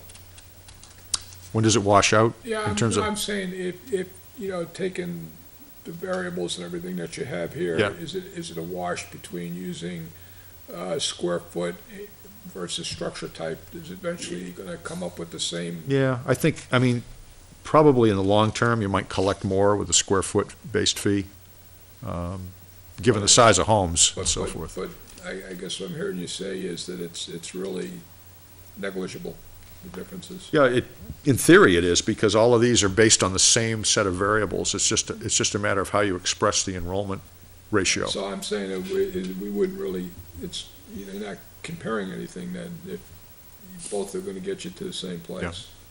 Well, which Square one can you, footage is Right. easier. I think traditionally, I mean, the most important thing about an impact fee is you demonstrate proportionality based on demand on whatever facility it is. And so the traditional way for 20 or 30 years has been to use these 5 structural categories. And everybody's pretty familiar with differences between unit types, in terms of the proportional enrollment impacts, because we've used them for so long. And when you go to square footage, it takes a little while to get your brain around it, but because most people look at that and say that much per square foot, well, that's too high. But then when you consider that you've got a range of unit types that could be, like we said, 600 square feet to 2,600 square feet, then that's where those become useful. Some will argue it's more punitive to do it on a square foot basis, but I think as long as we have an appropriate cap, that would probably work out We're using fine. square foot now, right? yeah. We're already using it. I was just trying to determine if there was any worth in having both presented again. I'm always a fan of more is better, but if there's no value to presenting more, then Yeah. I don't want to put you through the extra work of. It's really no more work. There's a little comfort to it, because if you ever needed it, it would be there. And I think it helps demonstrate proportionality, that if you didn't do it just one way, you sort of had a second. We did both exercises and. And then we decided to, we looked at options, and we decided on this one was the most That makes sense. equitable way to do it. Yeah. So. Okay, great. That's helpful. Let's see, roads. Too many papers in front of me. I'll have to get a tablet, but I don't think that'll help. Now, this is an area where I'm struggling, because I haven't seen typically road impact fees assessed. And I'm trying to understand how you assess a road impact. Okay. Well, the town, Litchfield's had I think the road impact fee since the beginning of the fee system back in 1990 or so. The way that fee was done is what I call a lane mile approach. Some people call it a sample roadway approach. It's been done in places, Concord, Hooksett, some of the larger communities have had Vanessa Hangen do a study, and they're the transportation consultants, I'm sure you know them. They operate on a similar basis. What was done was you take a sample segment of a Class 5 road, and you assign a value to it based on construction cost. This is where the fees differ, I think, because in the original study, and I think in your update, it was valued at the full construction cost of a roadway starting from bare earth. That means clearing and grubbing, everything, on up. So that cost tends to be pretty high. I think when I ratcheted up that cost from the old numbers, you'd be at about $298 a linear foot today, if you just use the engineering news record to bring that forward. So again, it goes back to this idea of recoupment. This method came out of places that have a lot of growth, a lot of traffic. Typically, places like Florida, where a lot of this impact fee stuff originated, where you have large metropolitan or county governments that spread across a very big area.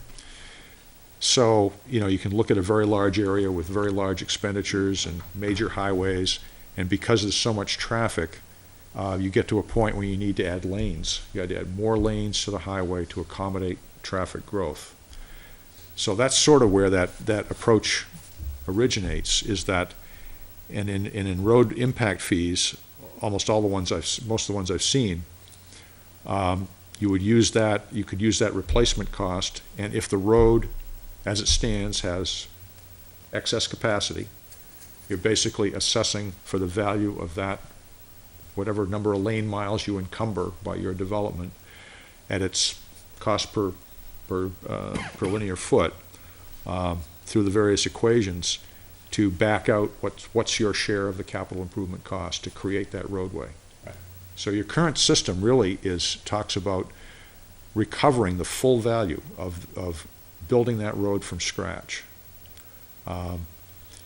So there's various trip rates to come into play. So you're taking what that system does is it takes a segment of road, and it has a certain capacity for that segment, how many cars can flow through, average trip length, average daily traffic generated, and you come up with basically how much of that roadway surface is encumbered by the traffic generated by a particular development, and what is its value.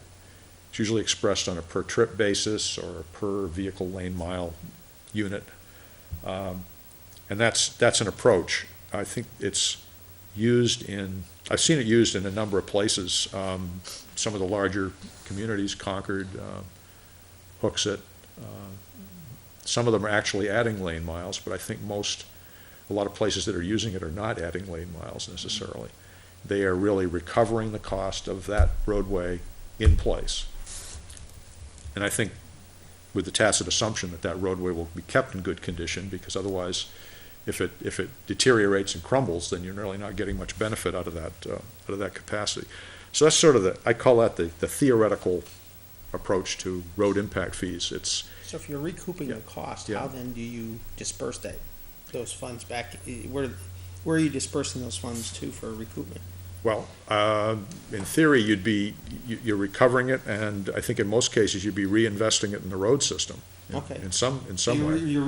So to me, it's like a maintaining system. the road. Yeah, it's a system development charge. So I think as long as it stays within the road capital improvement category, and you're not in gridlock, you're not in terrible levels of service on your Class 5 roads. Is that not maintenance of the road, though? Well, and I saw that in your questions, and I think nobody really knows the answer, the dividing line between that.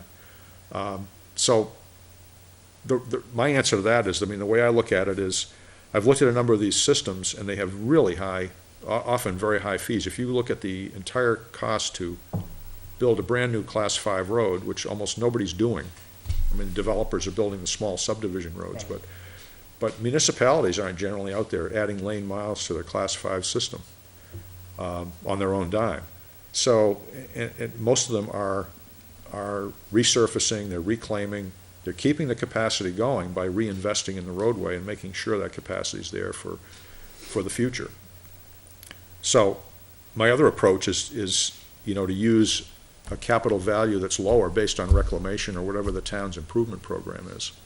So you'll see in the example I gave you, I'm not using, $300 a linear foot. It's about $95 a linear foot, which was based on the most recent spreadsheet I had from Jason. Jason Hoke was the 2013 draft improvement plan for the roads based on the RSMS inventory. So the other way to do it, and I talked about a reality check before, I like to see the dollars reflect what the town is actually doing. It seems to me that recovering the full value of a roadway that was built maybe 100 years ago that's why the numbers end up so high. But nobody's doing that. So why do we want to extract that much capital value out of an existing roadway? I'm not sure, but the other way I've done it is to look at what's the town's improvement program, especially if it's based on an RSMS type of inventory where you're prioritizing, you're looking at the pavement condition index, and you're trying to maintain or at least prevent deterioration and sustain that capacity. So if you have a program of regular, some people would call it maintenance, I think it goes beyond that. If it's especially reclamation, you're restoring, you're really going into the sub-base, you're really reconstructing the road, but you're doing it at a lower cost than brand new construction value. how is it equitable that, like, because roads is more difficult in my head than, say, a school is, because obviously all the kids go to the one school. Yeah, So right. you get a new development, say, on the very southern end of Yeah. town, you know, there's roads that people never see in their lifetime. I know, yeah. So how do you then equitably assess them, you know? That's kind of the nexus question, you know, is when you have, if development A is here, paying an impact fee, do they derive a benefit from improvement Z down at the other end of town? And I think the way that these fees are structured under this lane mile type of approach, or even under the RSMS approach, is it's looking at the road system. The road system is what is being assessed. So that entire system has to function, especially the major thoroughfares within the town that are class 5. So if you look at that as a system, then the nexus is between the development and the road network. If you look at it as an exaction, you know, then you'd look at it, the development, well, the improvement has to be here. Yeah, it's just hard because you got so many variables with roadway patterns and, you know, just how it's Right. constructed. It's on a hill, it's Well, not on a hill, and, right. you know, you would spend a lot more Yeah. funds rebuilding your Oh, sure. roadways in certain areas of town because it's just, Right, and that requires a really sophisticated analysis that I'm not Yeah. capable of doing, because my job here was to look at a couple models and show you how they might work here. But if you were like Hudson or Salem, you know, they've done elaborate corridor studies, they've looked at, you know, actual, you know, what are the improvements, specific improvements needed for future development, what's the traffic now, what's it tomorrow, and come out with specific improvements in certain locations and even tied it to zones, you know, and there's all kinds of matrices that are done, you know, if a development is here in Zone A, it still has an effect in Zone C over here because there's a travel path involved. So not all the improvements are here, they're on the network.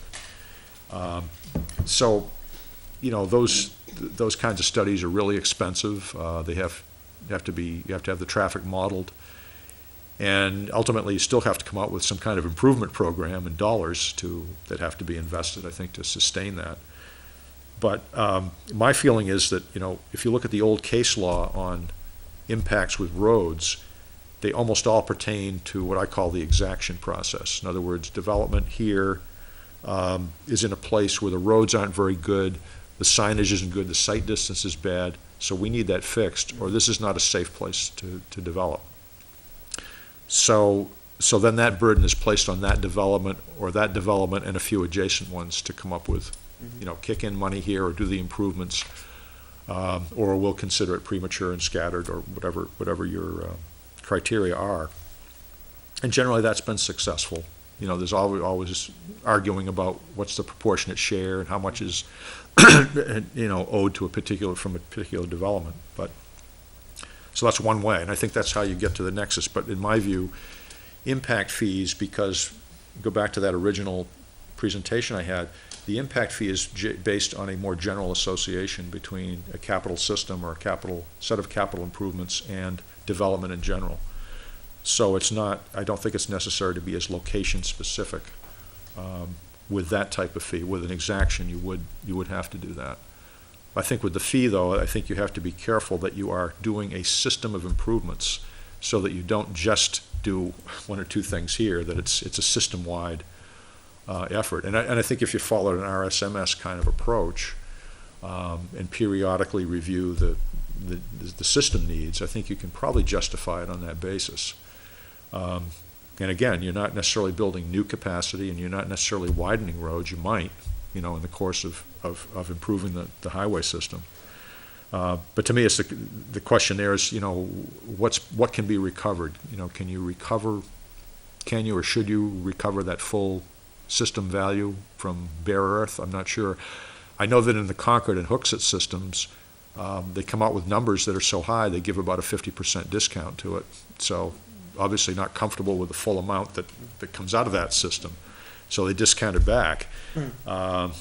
You know, so I think it's a matter of, I like tying it to the capital improvements that are being done in as close a way as we can. And then it makes it updatable. You know, you can go back to your cost per linear foot and update that.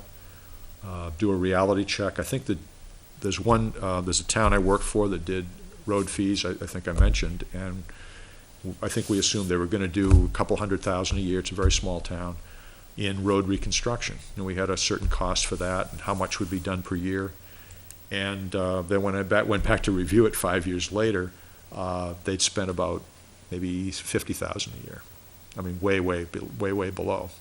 I recommended that they either give up the fee or recast it, but the amounts were so low. I don't think they did anything. I think they just kept doing what they were doing. So I've got limited influence once these things get going. But I mean, that was my advice: is that it's just not in sync anymore. You know, the assumptions that were made were a high level of improvement. What's being done is down here, and so there's a mismatch. I think that there's not that many people that look at these things. I think that, we're saved a lot of times by sometimes the amounts are relatively small and maybe not worth fighting about too much, but I think I think it's just safer if you have consistency between what you're actually doing and what you're charging. And that's why I think in that, one of the tables I did, I showed, if we were assuming a certain level of capital investment per year in road reconstruction, what would the fee be that's commensurate with that, based on a growth assumption? So, Was this with Frank not anticipating the double amount though, right, which was only 1 year at a time? Yeah, there was a concern that I had, because right now, we're getting about, give or take, $170,000 in Howard Block grant money Yep. from the state each year. And there was a warrant article that went through and passed for an additional $177,000, or I think it's basically a to dollar match for that. dollar match. yeah, The town puts up and the Okay. state has. But I'm not sure that additional 177 is something that you could expect to see every year or on Yeah. an ongoing basis. So I think that the number you use, which, don't quote me, is 340, 345 or Yeah, something like that, is probably in excess of what the town will spend yeah. going forward. Okay. Yes, I think what I went back to the old 2002 report that originated the Right. RSMS, and I think if you brought that average forward, I think they were recommending about $265,000 a year in 2002 dollars, for what it would take to keep the roadway surface, not necessarily from deteriorating, but doing the recommended improvements. If you bring that forward to today, I came up with about $380 per year would be equivalent to that, if that were the I'm sure Jason sustainable used level. that same methodology, I would imagine. I don't know, there was concern at the time in 2002 or 3, Yeah. whether that was given to us, Yeah. expressed about the. There's one thing I wanted to correct in my report, too, that when I talked about the block grant, and there's a misstatement there. Page 24. The fifth bullet down, just mentioned in the last sentence, it said, block grant receipts can be applied to a number of highway department expenses. It should say, and are not specifically required to be dedicated to road improvements. The "not" is missing. And what I was trying to point out there, that, the block grant receipts, my understanding is that they can be used for any highway department expense. They do not have to be dedicated to a road improvement. My understanding is they're gonna be used for maintenance of the roads. So, for Okay. example, if we decided to use it for buying additional tar, gravel, what Okay. have you, that's fine. Yeah. You could probably get away with saying that it's used for, diesel fuel for plowing or something. That's what I was along that thinking, line. that there was a But lot if of you- if different you- If you uses. said that it needed to be used for putting up a new, salt shed. Yeah. That might not qualify? I'm not sure. I'll check this to make sure, because my understanding used to be it could be used for any highway department expense. And the only reason I mentioned that is usually in an impact fee system, if you have dedicated revenues coming from a federal or state source, if they're really specifically dedicated to a particular type of improvement, then you usually want to back that out of the fee calculation, so you're not assessing for something you're getting from another source. But if it's a more general fund that's not specifically dedicated to road improvements, then you really wouldn't have to consider that. It's just like when we do the schools, we consider the dedicated revenues from state building aid. when there was state building aid, Exactly. that it was a dedicated revenue used for that specific purpose. So I'll look into that and just see what the statute says, not the statute, but the department says about that. But, yeah, I think that's another point of confusion is, where can the money come from? Because the block grant should be serving, new and existing development. It shouldn't really be, I think categorized in terms of, well, it's only for existing needs. So I think the major point was, what's the total amount of improvement that one can expect, in the system in terms of what I use as reclamation-based cost. And in one model in the lane mile model, I just based it on reclamation costs. In the RSMS-based model, I based it on the whole schedule of improvements because, again, it's part of a system and it's part of a structure that's for the Class 5 road system.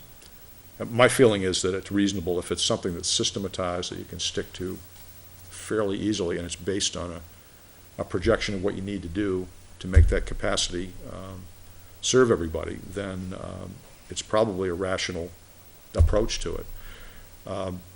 The other reason, again, that I like it is sort of a reality check. If you go back to the approach that says, this road's worth $298 a linear foot, and we're going to take that from you, development, and we're going to use it for something. Personally, I don't, it's convenient and it's easy method, but I'm not as comfortable with that because I don't know exactly where that's going. There's no road improvement program. It just sort of gets absorbed somewhere. And that's always been my concern about that approach. It's very general. A lot of places use it because they'll say, hey, it's great. You don't have to have a road improvement program.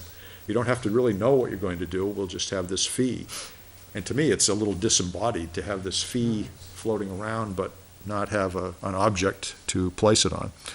But, I mean, many places have used it for years, apparently without too much question. But I think you still have to align where that money's being spent with an improvement that you can show benefits the system and is put where it needs to be put. I suppose you could use the lane mile approach, but apply it to your RSMS program would be another way of doing it. But it's, again, a question of do you use a generic formula that's based on a unit cost, or do you look at a schedule of improvements and try to fund part of that? When I looked at, did a 20-year projection, if you do that, it's roughly came out to about, 24 to 29% being allocated to new development, the balance to existing, based on looking out 20 years in terms of what that would produce in terms of trip growth. So that would be, if you needed to do a cost sharing, that would, for any project, that might be a rational way to do that, which I think was one of the questions. So again, someone asked too, what's the 95 a linear foot based on? And that came from the, basically it just came from the town spreadsheet in terms of what the assumptions were going forward for reclamation costs per linear foot. It's fairly consistent with what I've seen, pricing in the 80s to low 90s is probably, something that would be borne out. And if you took the 2002 study that you did on roads back then, if you took the average reconstruction cost for a road with open drainage, you'd come out to 95 today, which might have been the way they came up with that. I'm not sure. I think the reclamation cost for the road was given to us a couple of years ago by Okay. Charbonneau. I think it was $122 a linear foot. Okay. And that was basically to take the tar right out, Yep. go down to, I'll call it new soil or whatever you want, which basically digs out the depth of the road and replaces Yep. it. Right. But then there was the grind and That's the, and that was the $95, I Yeah, think it was yeah. what it was. right. That's right. To do the full depth reconstruction is always a little more. Right. And I think, my understanding was most of the road improvement program was a reclamation Yeah. approach. So that's why I used that lower. Well, when you say reclamation, to me, that The means they're grinding. digging right down to the, No, they're turning it over. This full depth reclamation, which I think is to, full depth reconstruction, Right. I think is what they usually call that, when you're going to the sub-base, excavating, putting in new, everything, Renewable. as opposed to reclamation where you're grinding up the old Okay, bituminous so and putting you- it back I in. just wanna make sure that. Yeah, that was my understanding.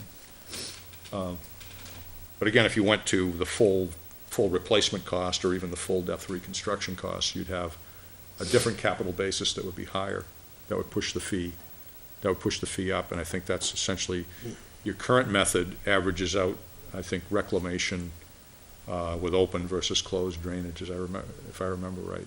That might be a good average number. I mean, Averages those together, because I'm not sure how we're much not you even, have of each. yeah, where I am, we'd never replace, we never do a full-scale replacement. But Yeah, we did. no, what I'm saying is I'm using my own experience. That 95 might be a good average because I see costs of reclamation at about $88. So that could be a good average between. Yeah, I had a firm I work with sometimes, Wright Pierce. I had them do a model for me one time, taking the New Hampshire standards and trying to convert that to some assumptions in terms of the volumes needed to do a road, and updated that recently. It came out in the 80s, for reclamation Yeah. approaches. So I think we're probably in the same ballpark. Right. So I wanted to base it on what the town's typical assumptions were, so everything sort of lines up nicely, if it can. But it came out to, whatever I used, when I used those assumptions, it was about $1,500 for a single-family unit. I can't remember where you're at today for the road fee. I don't have that in front of me, but it may be higher than that even today. I'm not sure. I don't have that.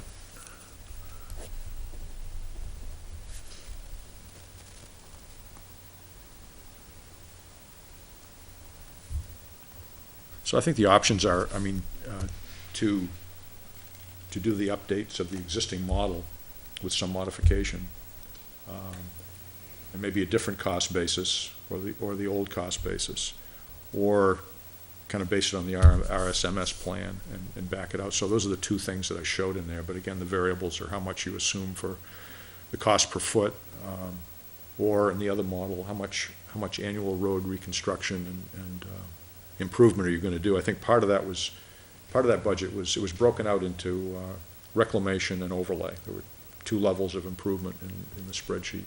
So when you put those together, that's where I came up with that dollar amount per year. Well, there's a couple things that maybe to consider, and that is, if you look at the budget, the town receives money from highway block grant to the tune of $175,000, $177,000, whatever it is. But there's also money that's in the budget itself that is Okay. used for road work. There's an additional, usually $25,000 in the budget that's used for just general purpose road maintenance. It says there's an additional, usually $15,000 to $18,000 that's in there for culvert repair and replacement.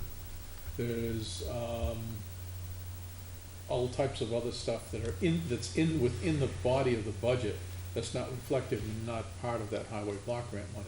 Okay. So there may be an underestimation if you use the 177, there may be an underestimation as to what the town. Of the total, yeah. Puts towards actual, I'll call it highway repair and maintenance. Would that be what it is though, Frank? Is that's more of the maintenance of the road that wouldn't be impact fees anyway. That's the No, regular. he's trying to get a cost estimate as to what we spend on that, on maintenance, right? Well, I'm trying to get, I guess it depends on where you draw the line, regular maintenance versus, I'm trying to think of I guess I look at the RSMS system as a way of, it's a long-term plan, it's got components to it, which might be just minor improvements on up to full reclamation and rebuilding. So if we can put a cost to that program, I think that's, but I don't know where you draw the line between just maintenance and highway improvements. A lot of towns have separate budgets for that. They'll have a highway maintenance budget, which is obviously, it's sand and salt and it's doing all the, and then there's a separate budget for whatever they term highway improvements, which are more the long-term rebuilding types of projects. Yeah. And often it occurs in stages where you might rebuild something one year and put the top coat on the following year or 2 years after. So they're staged, but it's all part of. So that's kind of the nut we're looking for, I think, is that what could we reasonably expect for devoted to the RSMS program. I'm not sure what that includes, what the assumptions there include. We've got dollar values that we can use. Well, But I guess if we came out with a, MS program is really, when you come right down to it, is we send the road agent as well as an engineer out to the field, and we say, look, we've got to rebuild the road from point A to point B. Right. What's the cost for that? Then we go out to bid with it, and then we use, most generally, the highway block grant money to pay we for do that, okay. Okay? But during the course of the year, there may be other smaller things that the road agent's doing Mhm. that are also trying to keep the road open, if Yep. you will. Okay, And that's why I said it's contained in the body of the budget generally. okay. Is there any way to tease that out of there, in terms of a dollar figure Yeah, that probably that the is best reasonable? one to work on that would be Jason Hope.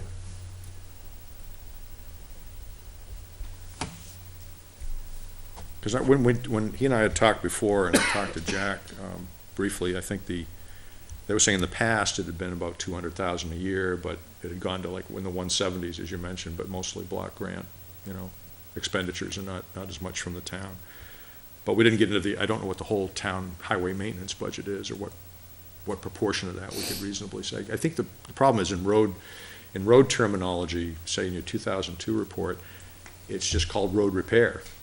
All of it, the whole ball of wax is all called road repair. So I guess that's another dividing line. There's a certain amount that I would think you could put, you could say is maintenance, but I'm not sure what that figure is.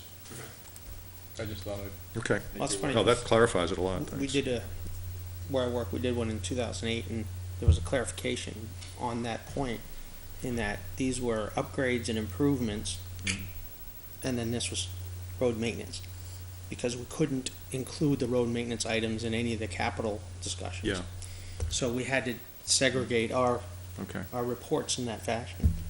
Well, I did some work up in Laconia a few years ago, and they had an amazing capital assets inventory, where every time they were able to distinguish, because if something met a certain standard in terms of a road improvement, it was reported as an asset, as an asset expenditure, whereas the regular, what they considered regular maintenance, wasn't.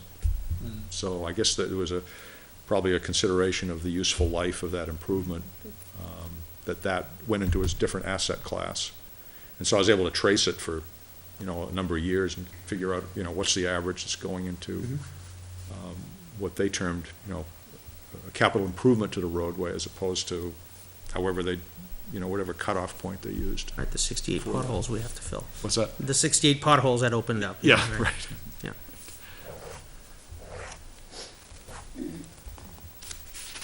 What's interesting about, talking paving, but, so you may have a pothole that's gonna be a capital improvement, because what you've got is the whole structure of the road at that point. There may be drainage issues or Yep. whatnot, and that whole rebuilding of that section of the road then becomes, it's a pothole repair, but it's really a capital improvement repair, because you're changing the Right. underlying Structure. issues, yeah. Yeah, and I'm not a highway engineer or specialist, but I mean, what I've read, mostly it talks about the fact that most of the improvements are more time and deterioration related than saying it's a certain amount of new traffic that's gonna deteriorate. It's really, it's drainage issues and things that undermine the road base and so forth, that, in the original construction quality of itself, that determine how long that road's gonna last.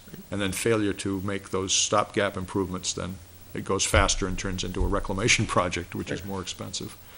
So, I think on this one that, there'd still be there's two approaches. There's the current approach with some modifications. I don't know how you feel about trying to carry that original, that total construction value, in there. But it would be quite a high figure. I think it would probably give you a road fee of about $4,500, which seems high to me. Or to use the reclamation type cost as the cost basis to figure the replacement cost of that roadway, which I think comes out more reasonable. But so it's that way, or these two models going to some annual budget estimate, reasonable budget estimate for how much we could term as a road improvement program. So that's what I see there as the alternatives, at least using these models within our study budget and not going to, a major grid system and And it relies on traffic modeling development approach. anyway, so if you get the development, anything being collected.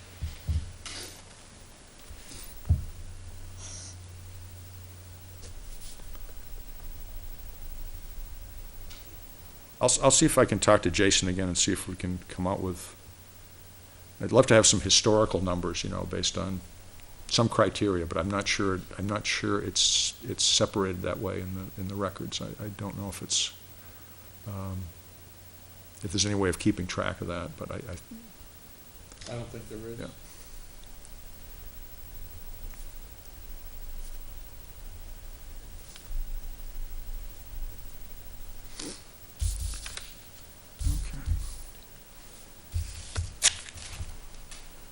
Were there any other questions I didn't cover? I was trying to do them as I went along, and I know there were quite a few in your list, but I think we touched on most of them. I think we did. Are there any new questions? Any questions that the answers have brought more questions to?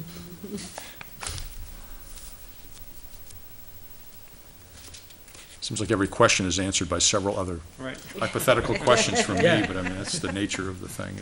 I guess, again, it depends on, you all seem like reasonable people, and I like to think I am, but I think when it all boils down to something, if you had a methodology, if you had a methodical approach, and you had a reasonable basis for your assumptions, I don't think you'd have a problem with a fee system. I think it's when you're making assumptions that are here and you do this, that's where the discrepancies.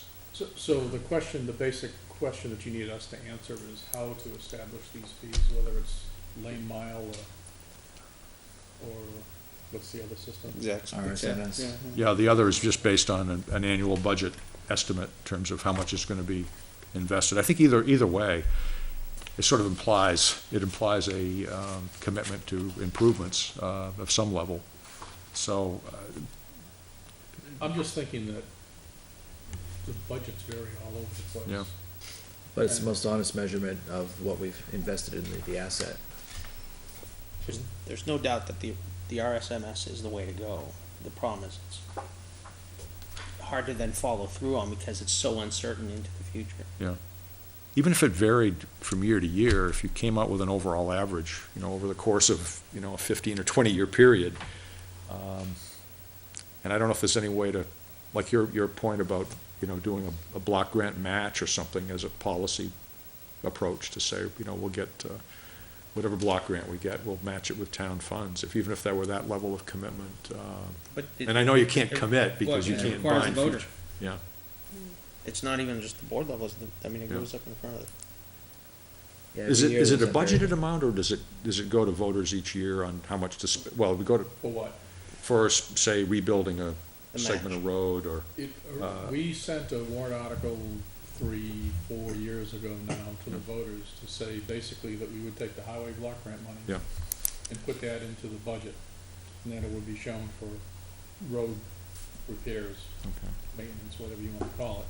So that's what we've done ever since, and there's a couple of reasons for it without getting the technical details that was screwing up our budget from general fund and all that fun stuff, so anyways, that's what we did, and it's been in there ever since.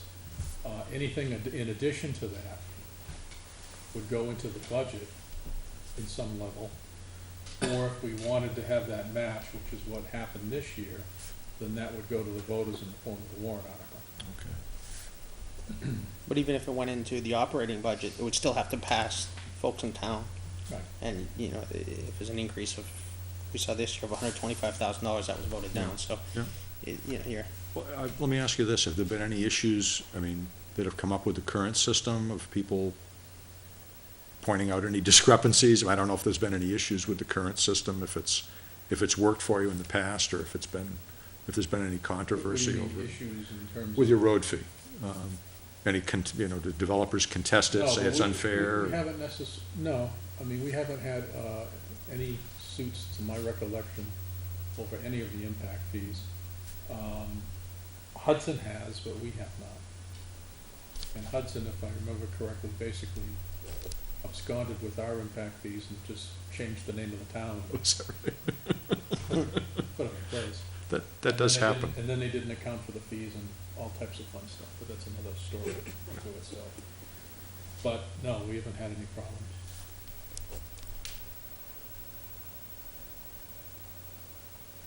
Well, there's enough, I mean, there's enough here to show alternatives, but I think I'll talk to Jason again and see if there's any other assumptions that, you know, what he felt about that range that we're showing there, and do a little more research on the block grant, just to see what's covered or not.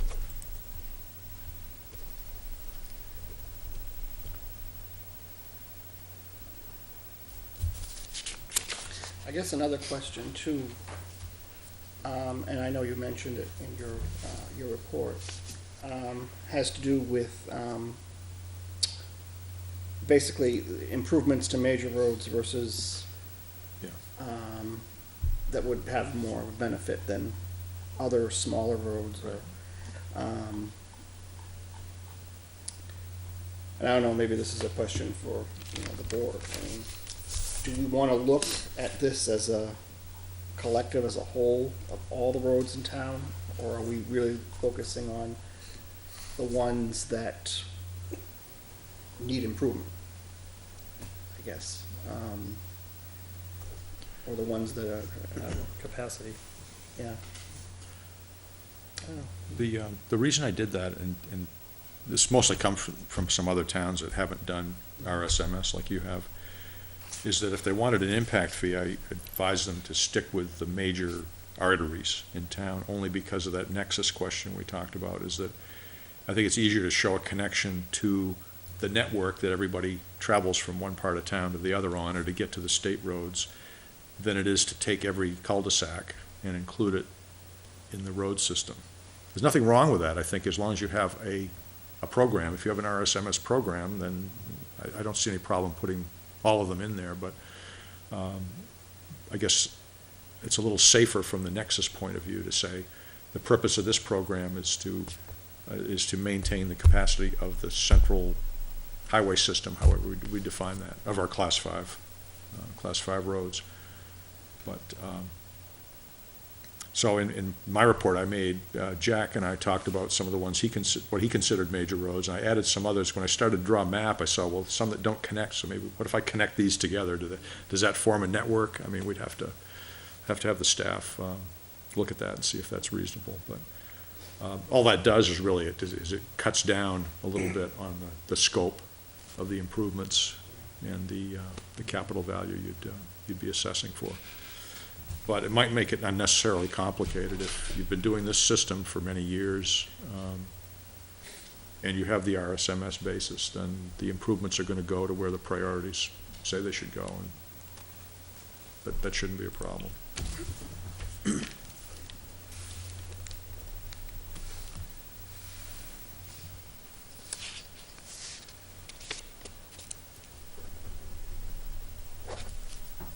So if I've worn everybody out, I've done my job, is that I really appreciate you scheduling this much time to do this, because it's murky. And there's just a lot of variables to talk about and understand, I think. Especially with the questions you asked, because it's a lot of them we just don't know. And the answer would be, what if a court told us, then we'd know. But fortunately, it's been about 20 years, and that hasn't happened yet exactly. We've been told different ways of, we should account for the fees and who should pay and who shouldn't, who's exempt, but not necessarily how to do it. There's no court cases to fall back on. We must be doing it right, So- in every case. You might make that assumption, but So what methodology are we gonna use for roads? The SMS? That's my preference. Just as a network system throughout the entire town, where we can capture everything we put into every road over time. So the SMS and the budgets. Yeah, the RSMS and the budget actuals, I think, would give us a good basis. Okay. But I'm open to any other suggestions, if anyone has I agree. a better preference. So I'll emphasize that, I think, I'll do a little more research on that, and I think, again, what I'd like to do, if it's okay with you, is to put the other model in there, just to show, again, we.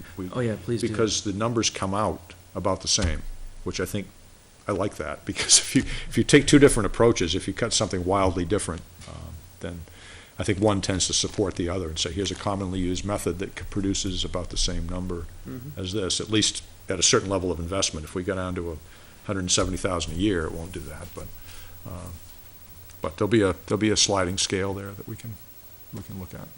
Great. Well, good. Thank you for spending the time. Thank you for coming and spending time with us. It's rare I get that opportunity to kind of go through all the steps and have an empathetic discussion with people that understand what I'm talking about. We want to do this right. What are the next steps? You're gonna go back and? Yeah, I think I'll go back. I want to go to the schools. I'll go to Jason about the roads and just ask a few questions about that and refine it a little bit more based on what we talked about tonight. I can come back for a second meeting to go over those issues. We have not gotten to the other part of the impact fee study, which was to look at other facilities yet. I don't have that purchase order yet to go to the other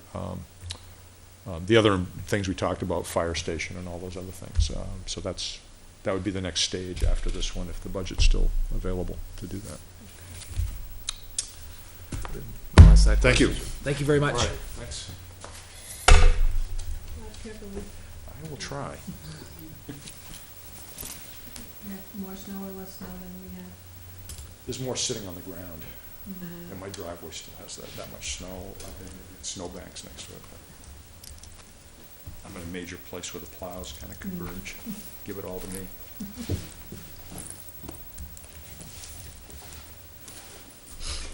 Should we finish up the rest of the agenda before going back to the election of officers? Might as well do the minutes and get them out of the way. Have we all had an opportunity to review the minutes from March 4th meeting? Yes. We just got there today to the site. I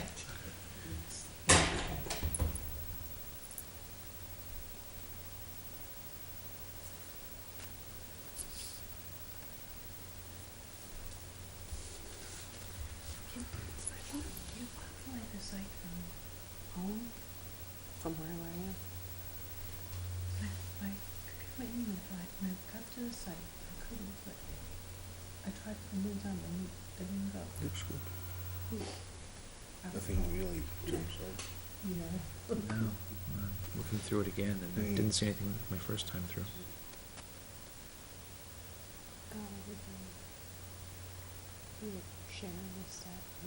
Is that a motion? Make a motion to accept the meeting minutes from the March 4th, 2014. Second? I have a motion and a second. All in favor, please say aye. Aye. Aye. Opposed? Abstain? Aye. Motion carries. 1, 2, 3, 4, 5, 6, 0, 1. Lost track of how many folks I had here this evening.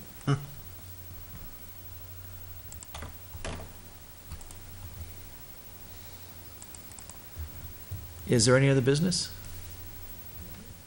Just really quick, on the other business page, you have two different memos posted. One is from about a month ago, just closing out the ag overlay piece of the CPG grant, just laying out some recommendations should the board, because you laid it on the table, so at the point when the board chooses to pick it up again, it tries to say, here are some of the concerns that were raised. Here are some ways that they could be accommodated or a more palatable approach taken. And it also points out some areas where perhaps no action should be taken. The other memo, it just posted today, this morning, NRPC hosted a meeting for municipalities to talk about brownfields assessments and the EPA grants that are available. Every community in the region has brownfields, although Amherst doesn't have any identified on the inventory. We have them on Litchfield? Yes, and so in the memo, I've attached those sites that have been identified in Litchfield. They're not super fun sites in that regard. They're smaller sites that have some sort of environmental contamination. And the idea and the point is that by cleaning up a brownfield site, you can do some economic benefit to your community. And so what we're just trying to do is talk with the communities to see if there are any specific sites in the region where communities are looking to do further study on the site and what is required of the site. It's an assessment grant. And what there is for information out there relative to those. So just looking to see if there are any out there that communities are interested in moving forward and doing further assessments and studies of. So just some basic information. It was just a preliminary conversation, but if there was something on one of those sites or another site in town that isn't on the inventory that the town was interested in moving forward for some economic development benefit, then that's what they're looking to know. The goal is to identify within the region 3 different places and do submit at least 3 different applications. The EPA brownfield grants have become extremely competitive, and I guess it's one of those things where a points system is, they've got 100 points per grant possible. The threshold is 94 points. If you have less than 94 points, you don't get funded. They're extremely competitive, so it requires some form of a compelling story and something ready to be moving forward. And so it's just us putting out there, if you have something, you want some assistance, just looking to see who's got what in the region and who would like to move forward with an application. So. Is there a deadline to, Usually the applications open up in the fall, so this is kind of starting the conversation early, just trying to kind of get a feel if there's any interest from municipalities, because the application process is that rigorous. And then applications are usually due in about January of each year. So great grant writer, so if we have, this is Jill's project. This is not my project, so I am the messenger here in this case. But I did sit in on the meeting this morning just to get a little bit more information, and so just kind of pulled together some of the basics that Jill had circulated. And so I know that the information was also sent to Jason, so he has it as well. Great. So that was it. Did you have something to add, Jason? Not to that, I was asking, because she's like, I put that on there today, and I was, is there a notification device when you do that, so that I can like preview it before we get? Not yet.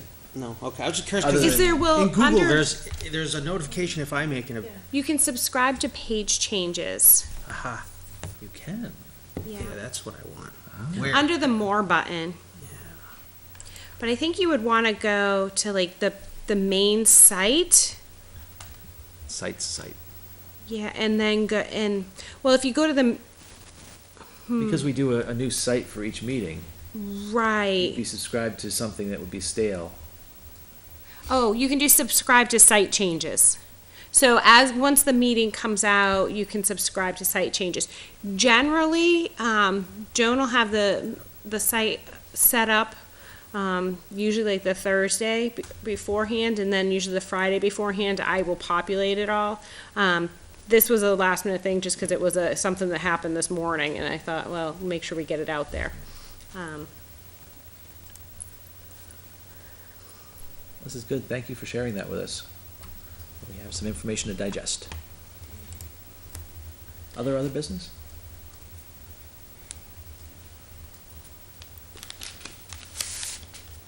I'd like to take a moment to share the results of the recent election.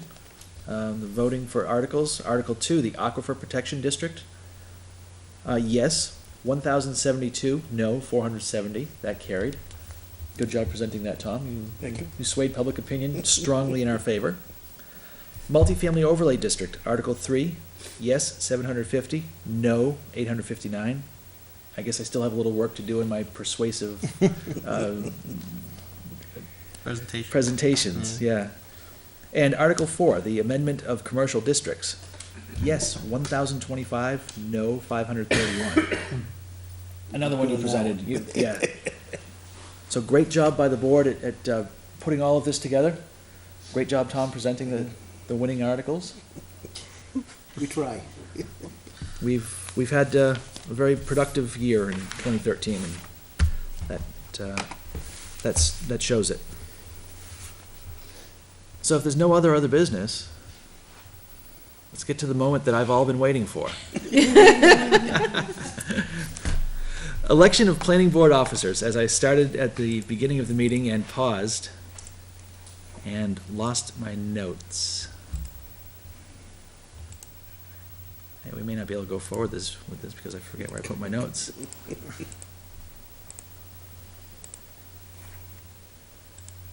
Anyway, we are on the hook to elect a new chairman, vice chair. Here it is. And it's in our bylaws. Section 5. I forget where I saw that. Conduct of the hearing, decisions. No, I'm way too far ahead.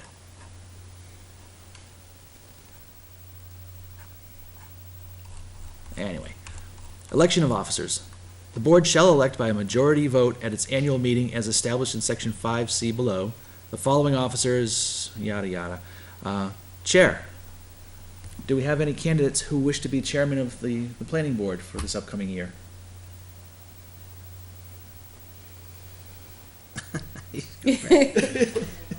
Step forward. Further in front. I'll volunteer. Thank you. Are there any other volunteers who would like to run for a vote count against Mike, or are we comfortable with? I hear no others. All in favor of Mike Capriolio becoming chairman of the board? Did I say that right? Capriolio? Yeah. Yep. Thanks. First time I've been able to get it out without tripping over it. All in favor, please say aye. Aye. Aye. Opposed? Abstain? Aye. Motion carries 601. Congratulations, Mr. Chairman. Don't take anything from that, I just don't feel it's appropriate for a selectman to vote. Okay. on a- No offense. Any questions at all? I'm here to help you. Okay. Vice Chair. Do we have any I'll candidates? stay in. Any other candidates wish to run as Vice Chair? Hearing none. All in favor of Tom Young continuing as Vice Chair, please say aye. Aye. Aye. Opposed? Abstain? Aye. Motion carries 601. Congratulations, Mr. Vice Chairman. Thank you. And one more. And Secretary Clerk. Do we have any members who would wish to be the Secretary Clerk? I did it last year and I did nothing. Yeah. I forgot I did it. It never came to me. If you and I are both out. That's a not third. here, it's a third, he's the third in Yeah. line. I totally forgot I was doing that. So You very executed the easy. duties flawlessly. We tried to keep you out of trouble. I'll volunteer for this time if you want. Oh, great, thank you. Okay, Mike. that means you're chair next year because that's the order it goes. in. Are there any Round other robin. candidates who wish to run for this? Hearing none, all in favor of Mike Croto as, I'm sorry, of Secretary Clerk, please say aye. Aye. Aye. Oppose? Abstain? Aye. Motion carries 601. Consistent. Congratulations, Mr. Secretary Clerk. We have new officers elected to the board. Anything you need, I'll get with you. One more order of business related to membership. Mike and myself are both up for reappointment to our terms. They expire at the end of this month. Is it the will of the board that we should continue on as members of the board? Yes. Yes. Yeah. All in favor of making that recommendation to the Board of Selectmen, please say aye. Aye. Aye. Oppose? Abstain? Motion carries 700. Looks like you and I didn't even ask you if you wanted to stay on. It was implied by the I just secretary. assumed- Thanks for not asking. I just assumed by, Well, in fact, we kinda did it in reverse there.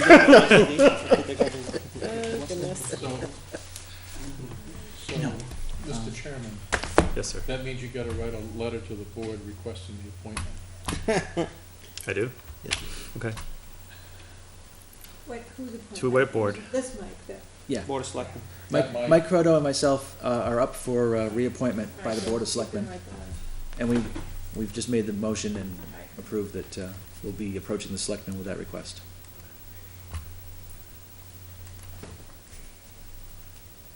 Well, since I'm no longer chairman, I'll hand the duties over to our new chairman. Bills tonight. Very exciting. Entertain a motion to adjourn. Motion to adjourn? Second? All in favor? Aye. Opposed? Carries 7-0-1. 0-7-0. Good job. Next meeting is April 1st. April 1st. Have a good evening. April Fool's Day. That's a perfect day to start this.